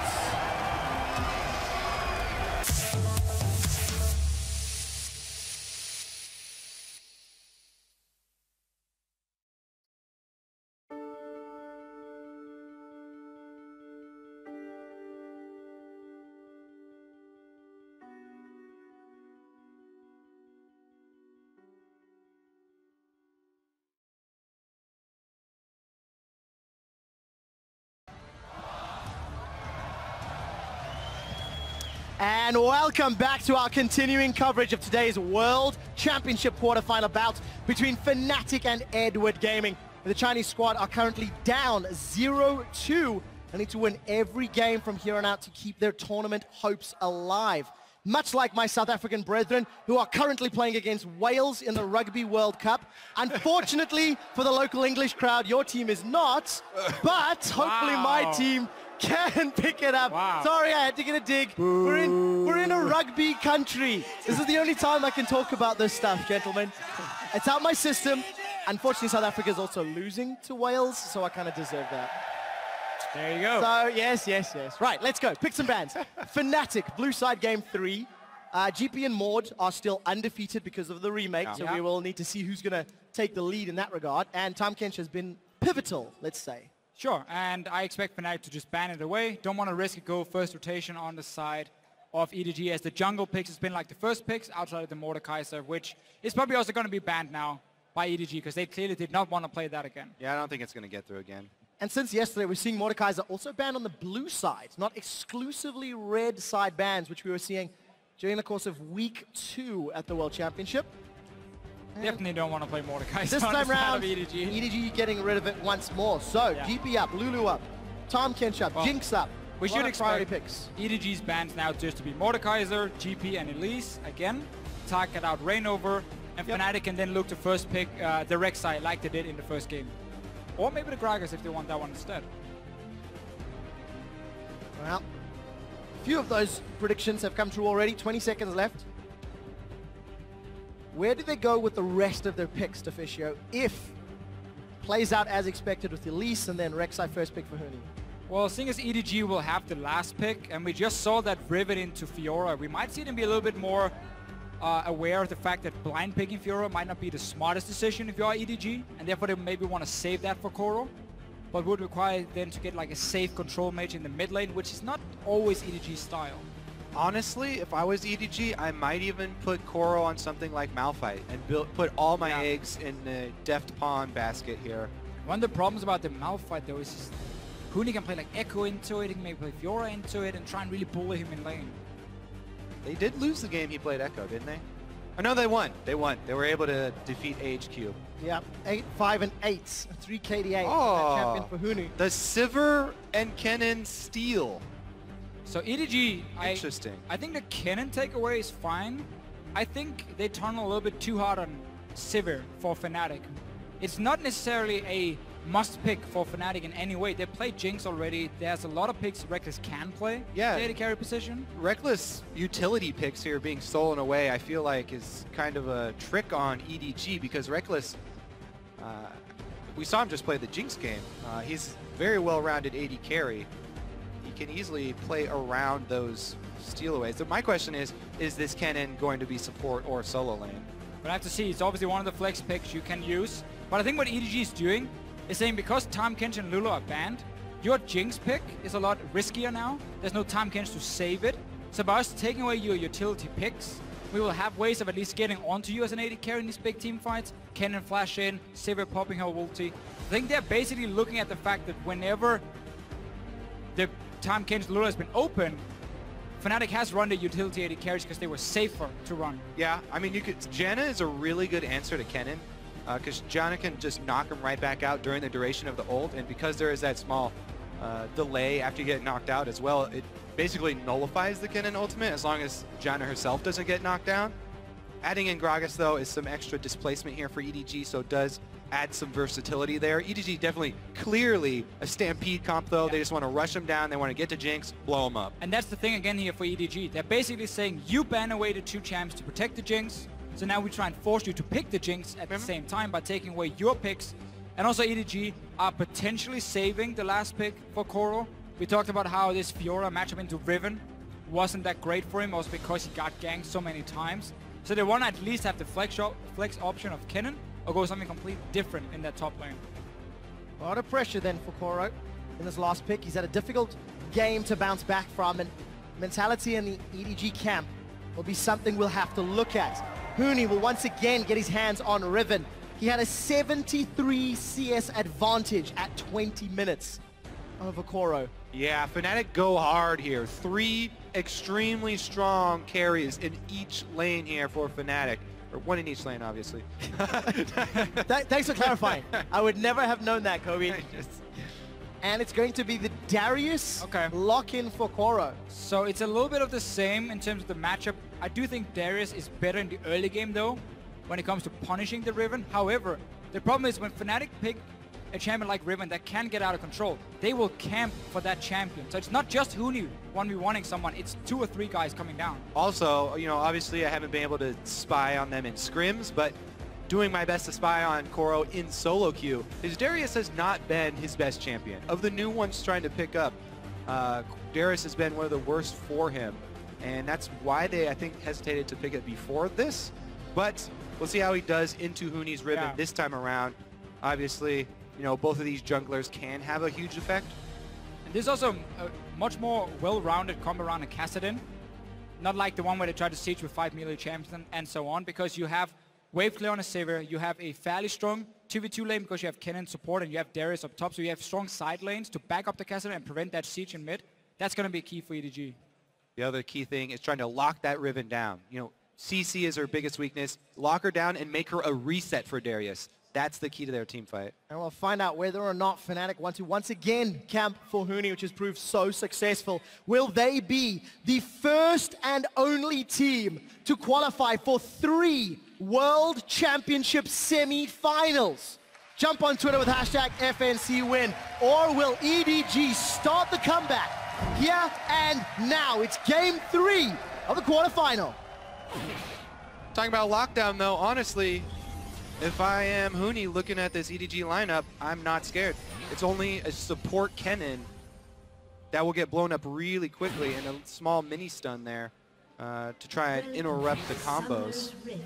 But if you are Huni and looking at this EDG lineup, you might just fear for the life of your AD carry. Because the Darius and the Kassadin and so on are not going to be standing there hitting Huni. They're going to obviously try and jump past him, get onto Reckless, where his peel is going to be the Azir wall, though. It's going to be the Alistar, so it's decent what Fnatic has built it to protect him. It's just not a Tahm Kench. You're a much nicer top laner than I am. I think out only for number 1. I don't care about my AD carry. If they're diving my AD carry, that means I'm free to rip apart the rest of the Deficio team player. Always. Scumbag Kobe. Now Febervin is going to be once again facing off against Pawn. The last time we did see these two play, Pawn is able to get a little bit of a pressure advantage early on, managing to dance around those sand soldiers relatively effectively. Yeah, it was definitely a good lane matchup for EDG. Definitely something that Fnatic have also shown is they continue to pick for the team rather than individual lane matchups. And that's something a team has done for a very long time, in fact. They've come out and spoken publicly about it as well, where if players say they are not 100% comfortable, but for the team, for the strategy, for the play, it'll work. EDG walked over that ward, so Fnatic should be aware something is up. Yeah, they saw the ward being placed 100%, and it's just EDG trying to scout where Fnatic is starting. so they can see, okay, if Reynolds is starting on red buff here, where's he gonna path next? Obviously what he has done before in these lane swaps is then you try and invade into the enemy jungle, but you can't do that in this case, at least for now, because it's the Mako and Deft company on the bottom side. No invade there from Fnatic. They just kind of get the surprise lane swap on EDG, and they're able to get up there very quickly. Yellowstar with the invade to interrupt the double jungle here as well. Wow. Huge amount of extra damage taken. We're gonna use exhaust. Real bothersome. Red buff. Let's see. Lost auto attack. Is Yellowstar gonna steal it? No. Might have to use a flash to get out of here. Yeah. Exhaust and flash to delay what? 20 seconds? 30 seconds maybe? Here's the thing. I really do like the support invades to delay jungle like that, because jungle and top lane are two of the biggest playmakers in the early stages of the game, because top lane is your teleport, jungler is the one working with Fog of War, moving around the map. So taking them both out, delaying them both, greatly reduces EDG's ability to make plays in the early stages of this game. Make sure you leave before the buff dies, though. And a guy hits level 2. So the execution is a different... definitely a good job from Yellowstar at first, though, being annoying. We're going to see the fast push once again. EDG showed in the last game, also in the first game of today. They also want to opt into this lane swap strategy, and this is still the problem for Fabian. He's picking this matchup as he enters Castellan, knowing that he's going to struggle in lane, because Castellan can out-sustain him with the flask and 3 potions and just keep trading Qs into his face. Takes a lot of damage from that Sand Soldier, though. Conquering Sand, sending him forward. Reyno, but tried this gank before. This time hits the Prey Seeker. Once again, flashes, gets the knock-up, and will trade his flash for pawns. We'll see if they can return, you know, before Flash comes back up, before Pawn gets level 6. Maybe now that will be enough to curb the aggression, but they would have to just plant that with a bunch of wards as well. Coral going to get solo gold. Still a very good gank from Reignover, basically saying, we lost this lane matchup before, pre-level 6 Cassidy, we're gonna bully you. They saw 3 guys on the bottom side of the tower, so they weren't afraid of face checking into the bush, even in the 2v2 against the level 3 Cassidy. So I like the gank for Reignover trading flash, as long as he can return. Obviously it's the key thing, don't let him get level 6, jump away. But really for EDG, right now it's just about farm up your Cassidy in the mid lane, and then once we hit like 14 minutes, around that time, you swap him down to the side lane, you put Sivir in mid lane as the wave clear, and you just play this 1-3-1 setup again. Yeah, not having flash pre-6 in the mid lane for Kassadin completely changes the face of the entire lane. Pawn has to play so much more careful. He has to now use his Q mana cost on trying to get CS, and that greatly reduces the harassment. That's why I think vision around mid lane now is going to become extremely important. Fibivin does have some already in place of his own, so... And he's got support. Huni's already healing back through his jungle. Reignover's hovering or shadowing towards the bottom side of that river. And Huni not running the risk of getting dove up top. Just gets spotted by Clear Love. They're going to do a little bit of a battle over this Merc Wolf. Clear Love should win out. Right here, though, again, we see for the 2 top laners, Koro is very quickly to leave his lane, even though he might be able to get a few CS down there while the wave is obviously going to bounce towards him and just trying to shove it back, because he knows Reckless is going to show up and push it back the other way anyway. He leaves instantly. Huni always stays, gets a few extra CS, and it can matter. It might just be, you know, 2 minions total, but that experience can give you that 1 level up you need to beat him then later on. What do we make of another trade? Top Fnatic tower for bottom EDG tower. Just straight up saying, you do you. Avarice Blade was picked up early by Deft to the second Doran for Reckless. Yeah, and you mentioned being greedy. Huni, once again, he's getting a little bit of experience here, gets into the range of the minions dying, but being greedy does have its costs sometimes. There's a teleport here, or there's a ward here they can teleport on, and Clear Love's already in place. It looks like seeing Rek'Sai is enough to dissuade EG from going for that tower dive. Or does it just delay it? So it's also about clearing the ward. TP can still happen. Look at the positioning of Koro at his tier 2 tower. He's just waiting. And now Huni realizes, okay, I don't have backup anymore. Move away. EDG, though, if they pull the trigger instantly, we're talking again 20 seconds ago, they might have been able to force something of Huni, but that would have cost the TP. And now, no flash in mid. Yeah, they don't pull the trigger, though, and Fnatic go for the move mid. The Flash Emperor's Divide sends Pawn to Reignover. Reignover's only level 4, though, and unable to get more damage down. Pawn can rift walk to safety This will buy some time for tower damage, but they don't get the kill. Again, they force him away. They make sure February can push this mid lane. And now with these outer turrets gone in the side lanes, I'm almost going to say that's going to favor Fnatic because of the fact that Darius is this low build. They're going to make the counterplay on bottom. Huni is teleporting in for Koro. Flash comes out, followed by Yellow Star. And Fnatic should pick this one up real clean, real simple. And it's first blood to Huni. I really like this play. Just very quickly got to talk about how getting these towers down. Darius with so little mobility, only has the flash. He's just stuck there. Fnatic instantly just capitalize and kill him. The reason why Huni can't afford to play that aggressive is because Riven has not only 2 dashes, not only flash as, you know, Koro also does, but 2 dashes in her kit.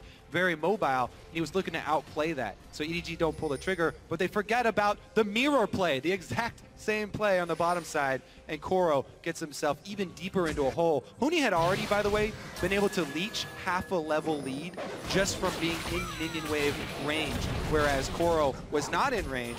So now he's just skyrocketing ahead. If they do meet up in the side lanes, it will be a massacre. And because EDG, when they were trying to make this play on the top side, they hesitated. They were waiting and waiting and waiting. Reignover shows they're like, okay guys, we're not going to go for the play. So that allowed Huni to get almost a full wave of experience. Just a difference in teams and how quick they are to pull the trigger, how confident they are in this play. And the jungler as well. Because Reignover just did a drive-by, he went and did an extra camp. So all things, Fnatic really not wasting time. And another already losing it. Good start here for Fnatic. You know, if you step back and you look at EDG, Koro's gone back to this more tanky champion in Darius. Substituted out in place of Amazing J, and EDG, they had a good start with that triple TP comp, but really it's been downhill from there. EDG just not challenging Fnatic just yet. Koro is pretty screwed right now. He's been relegated to the jungler, the worst place for a top laner. Koro just trying to scavenge in EDG's jungle, and he is ridiculously far behind, trying to catch up here. But as you said, it's scary for him to extend in any lane. It's always the problem about Darius is he's not really a split pusher. Because of the fact he cannot escape, he cannot really chase you down, he's a much better team fighter. So while EDG wants to 1-3-1, that's just to farm. They want to then group in together and fight with this comp here, pop that Sivir ulti, get to the backline of Fnatic. But if they start falling behind in these lanes here, especially if Huni once again gets going on this Riven, nobody can 1v1 him on the side of EDG. So that's a split pushing advantage for Fnatic, while February is sitting and just wave playing mid over and over.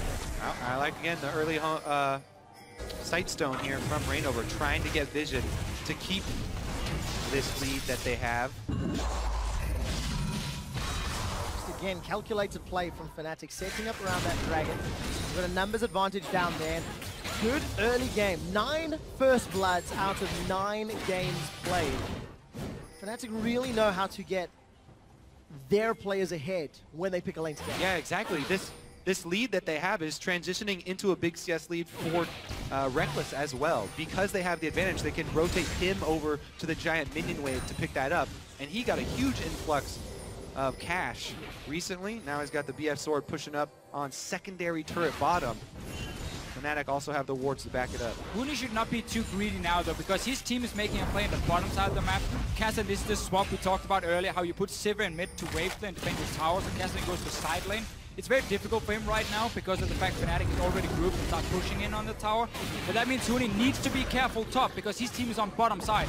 And he's doing a camp. He's in trouble. Huni gets caught out and he's going to get dropped. Flashes over the wall. Broken wings out. Doesn't find the Baron wall. Manages to survive. Can Fnatic do the same thing down bottom? Pawn has been chunked to half HP.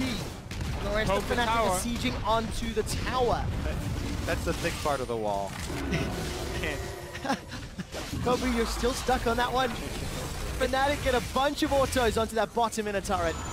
And Huni loses his flash for overextending. The dragon is still not secured yet, but Fnatic will now back away after having a little more time on that tower, a little more information. And that is a perfect example. You know, Darius is a champion who could not have made that escape. Riven, much easier to overextend and play greedy like that. Now that he doesn't have his flash, obviously, they're going to have to wait for wards to do that again. But the advantage has already been gained, and they're snowballing with it. And we really just get to see, in a lane swap, it's so much more than just, okay, we killed the first tower, lane swap is over. No, it's the plays happening 5-6 minutes after again, because the way you set up the minion waves, the tower should push down. Can you get that TP play where before we kill the enemy top laner and so on? And Fnatic just executed that really, really well. Would still like to see Huni just back away from that top side. He likes to risk it and stay and say, oh, can I make a play? Gotta risk it for the biscuit, Devicio. You gotta risk it for the dragon buff. And Fnatic make it count. Take a look at this. Febiven, 20 CS advantage. Reckless, 10 CS advantage. Yes, Huni is down 10 CS, but he got that first blood. He's got some time, and he's actually still ahead in gold thanks to the towers. And as I said, they've been funneling, the large minion wave over to the other side, so the bank still coming in. And the key thing for top laners here is not the gold. Right now it's the experience. They're even at the moment. So despite Huni having to flash away. Nice trade in the mid lane though. Will become a problem for Febiven. These one-on-ones happening. Speaking of CS leads, that early gank from Reignover really changed the face of that matchup.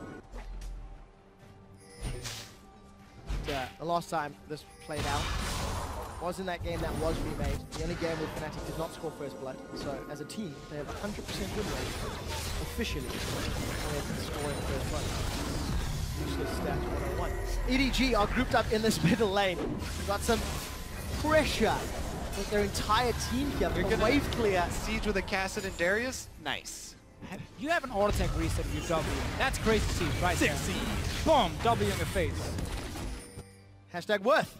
Problem for EDG was they had to use teleport back to lane in mid to defend the tower and then push it out. So now that split pushing component that was supposed to put pressure on Fnatic is not there.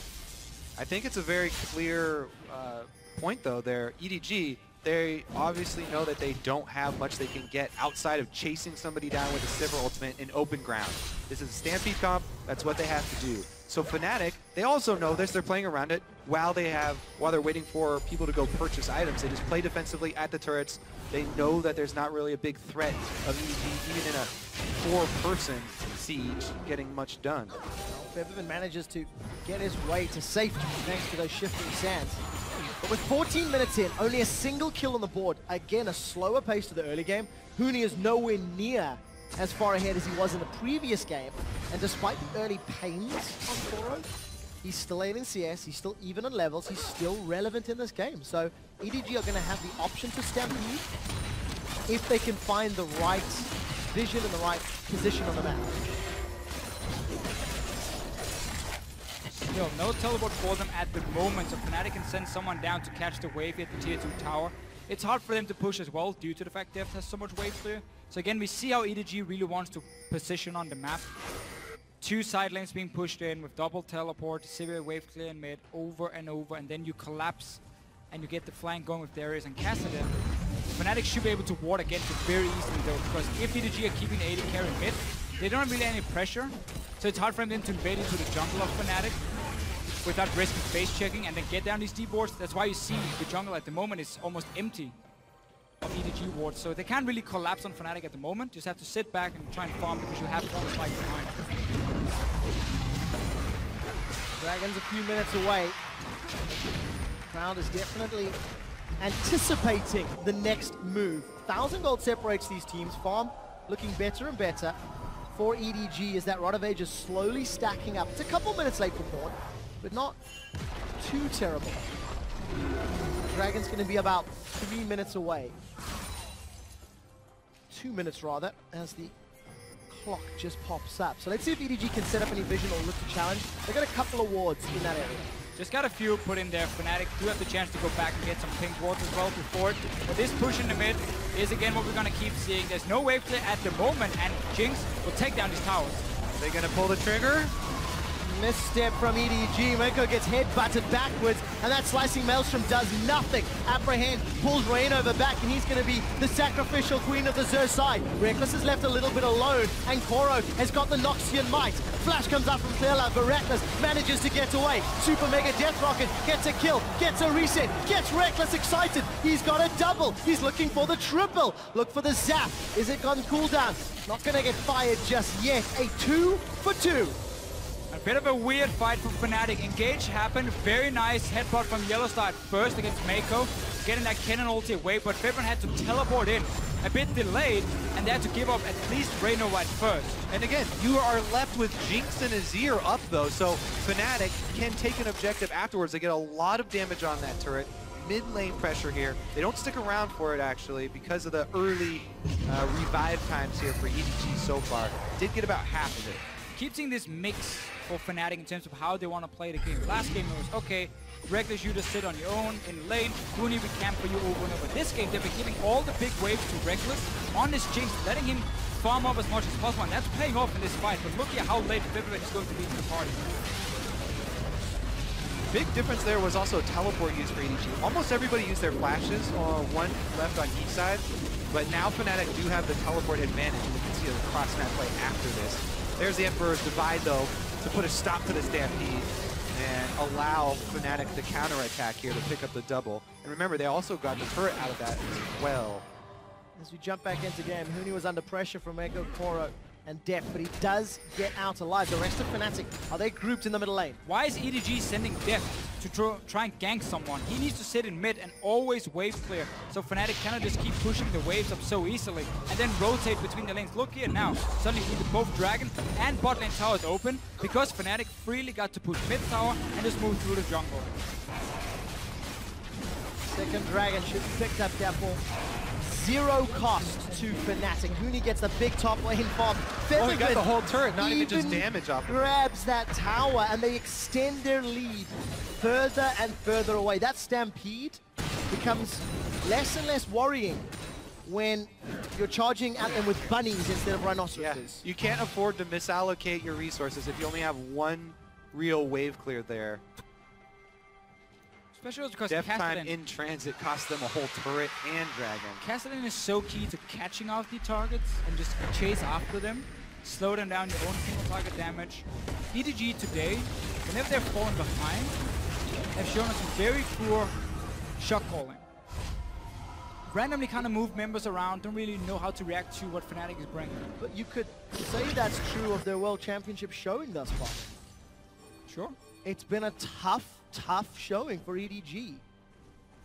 They fell so far behind the Bangkok Titans. Had to pull that game back. And as a team, they just seem to be coming apart a little bit despite Koro returning. They find themselves in another incredibly difficult situation as they get to 20 minutes. They're down that 4,000 gold. And Fnatic poised to advance to the semifinals, poised to go to Brussels. Yeah, things do look very difficult for EDG right now. If you want to try and look at it from their point of view, they have to now rely on a mistake, an unforced error from Fnatic, because all their big playmaking abilities are down. All the flashes were blown. Both teleports were blown in the last one. So right now they're just trying to play defensive vision, sort of wait for the big flashes to come back, because it's an all-in team. You pop Sivir ultimate, you try and have everybody pile on, and jump back and hope that you can burst down someone from Fnatic.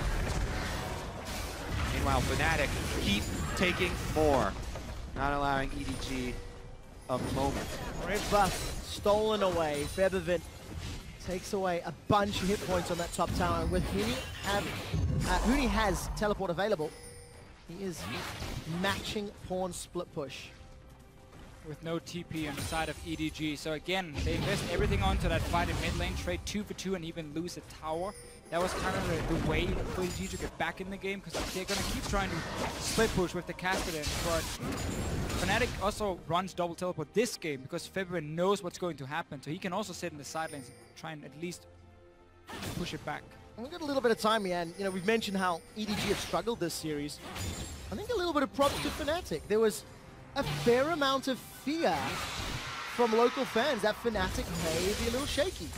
Their week 1 performance wasn't great. Their game against HQ had a couple of questions, and as a team, the week's prep has seemed to pay off. Yeah, I think a very big deal for Fnatic is they're showing us more champions that fits the meta really well. Jinx for Reckless is so key for me because he was playing Sivir and Kennen as basically only AD carry all the time. Was that going to be a big issue?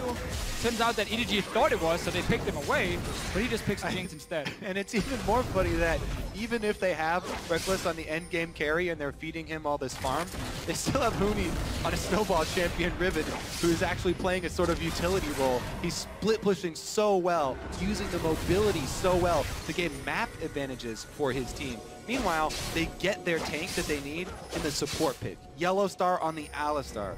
His ultimate is one of the only supports that can really turn into a mid-game and late-game tank because of the power of his ultimate. And here he goes, playmaking as well. Gonna flash forward, that unbreakable will is up. Yellow's been caught, he does have flash, and Yellow Star may have bitten off more than he can chew. Pawn is looking to chase with Riftwalk, here comes Reckless. The Mega Death Rocket does not find a target, and Yellow Star sent home with a drink in hand. Yellow drops the cask, and they get one, punishing the engage. Well, Yellow Star went a That was little a bit large crazy. man to pick a fight with. Yeah, a little bit crazy in that one. Teleport behind, gentlemen. Koro wants Fnatic blood. Maiko comes in and Rainover holds him in place. Featherman puts the golden disc down, but it may not be enough. The apprehend pulls Reckless backwards, and EDG will not go down without a fight. There's a double kill for Huni, but it's matched by a triple kill for Koro.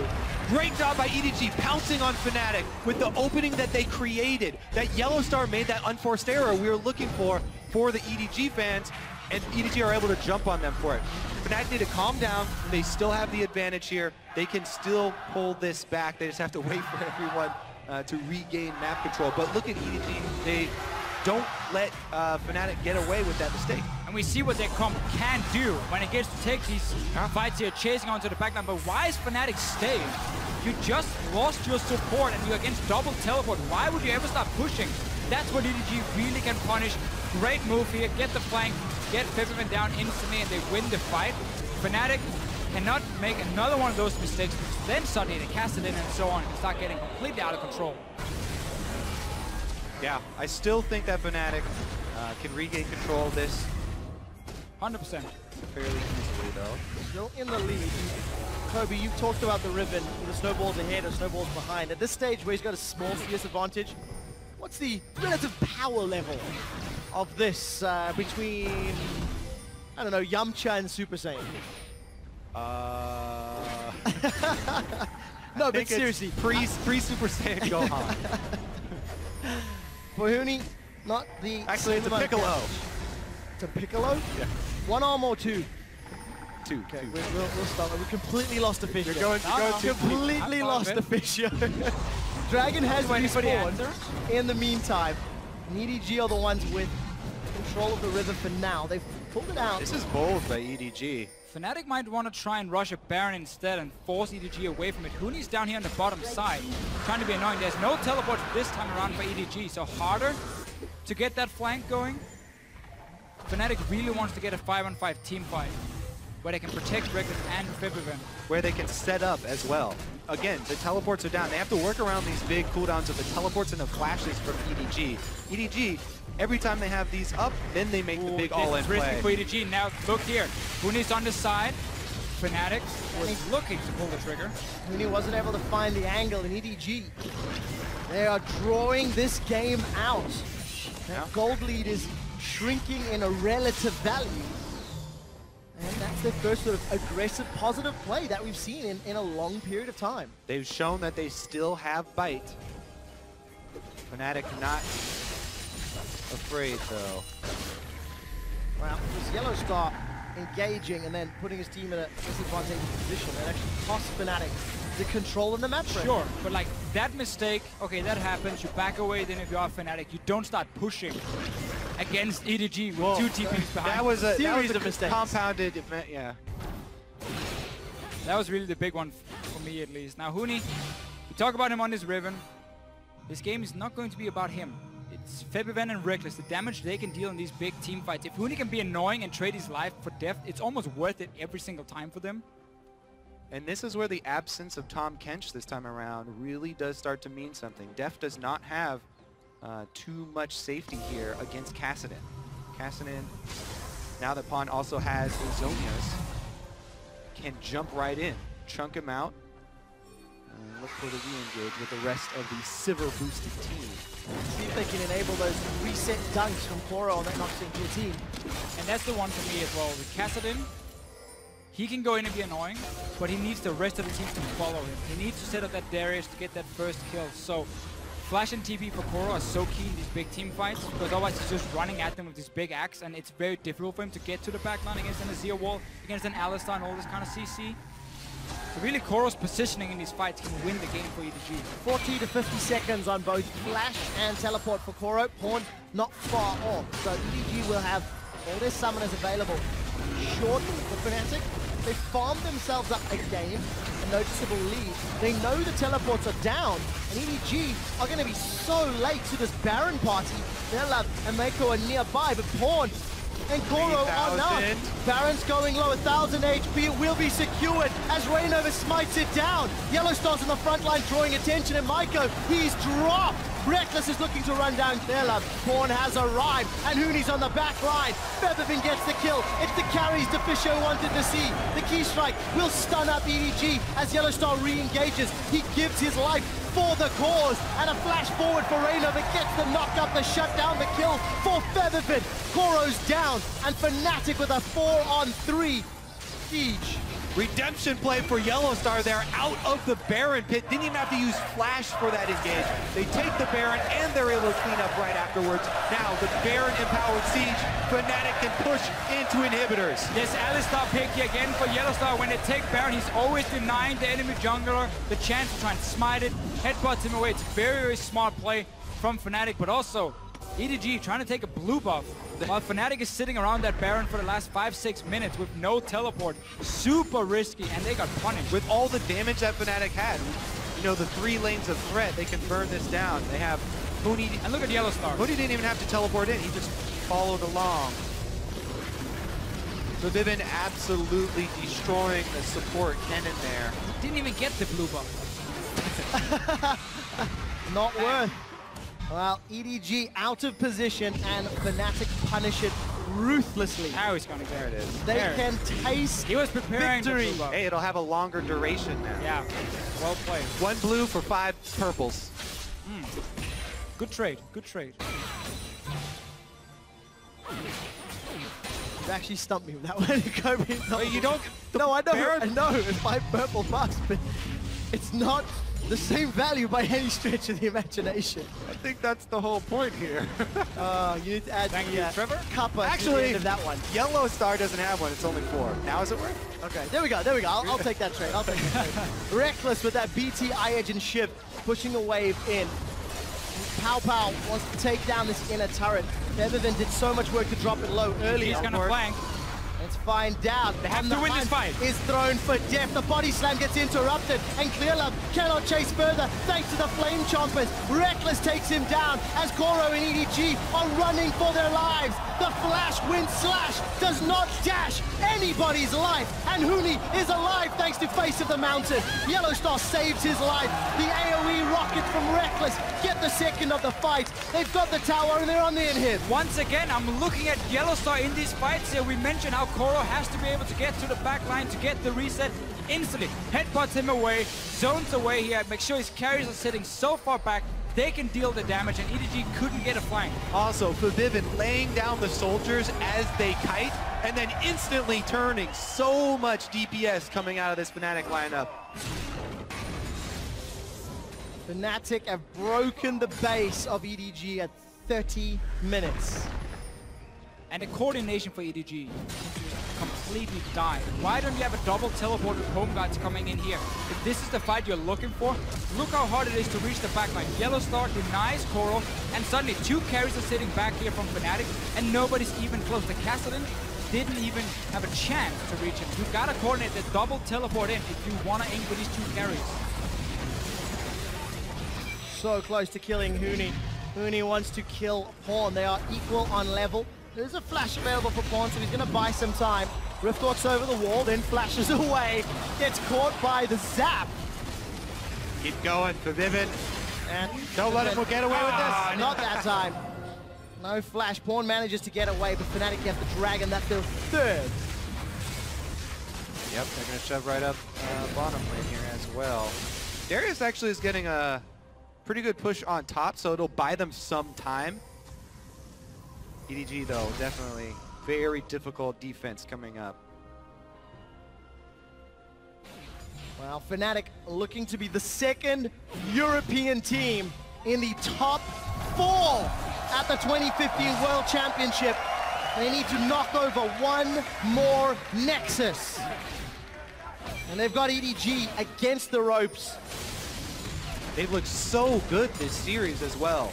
After stumbling in week 1 of the group stages, Fnatic have made such a good recovery here at Worlds. And it's a team that really prides themselves in being able to prepare for these best out of 5 so well. They talked about how they didn't have enough time to prepare for week 1.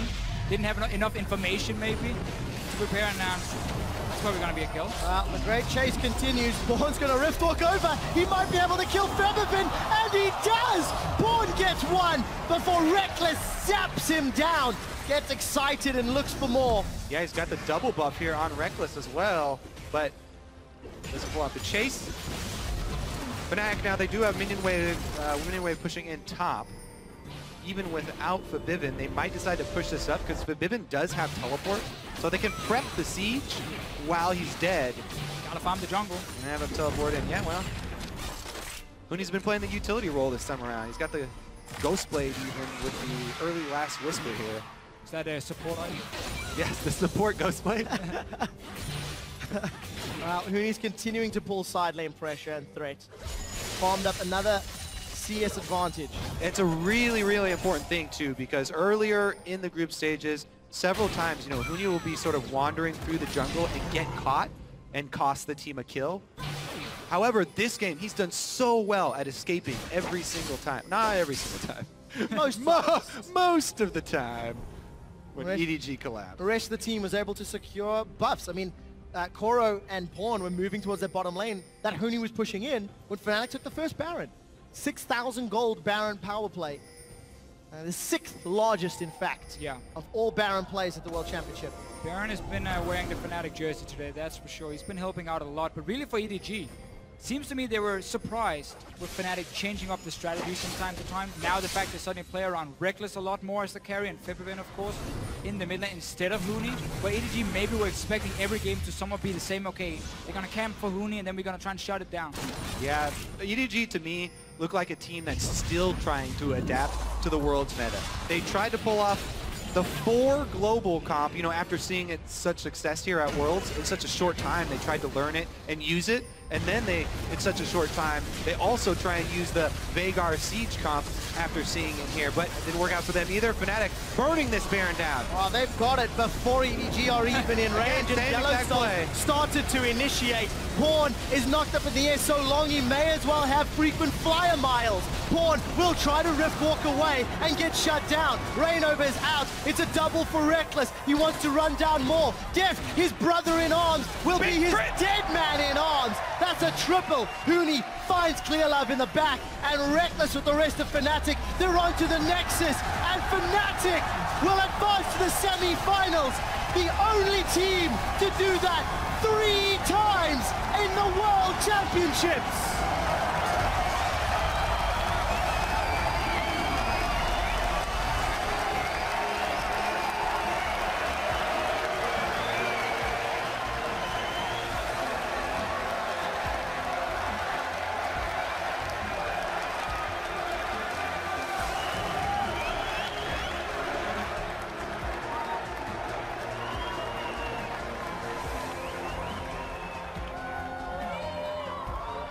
Fantastic play from Fnatic, and great to see sportsmanship between Reckless and Deft.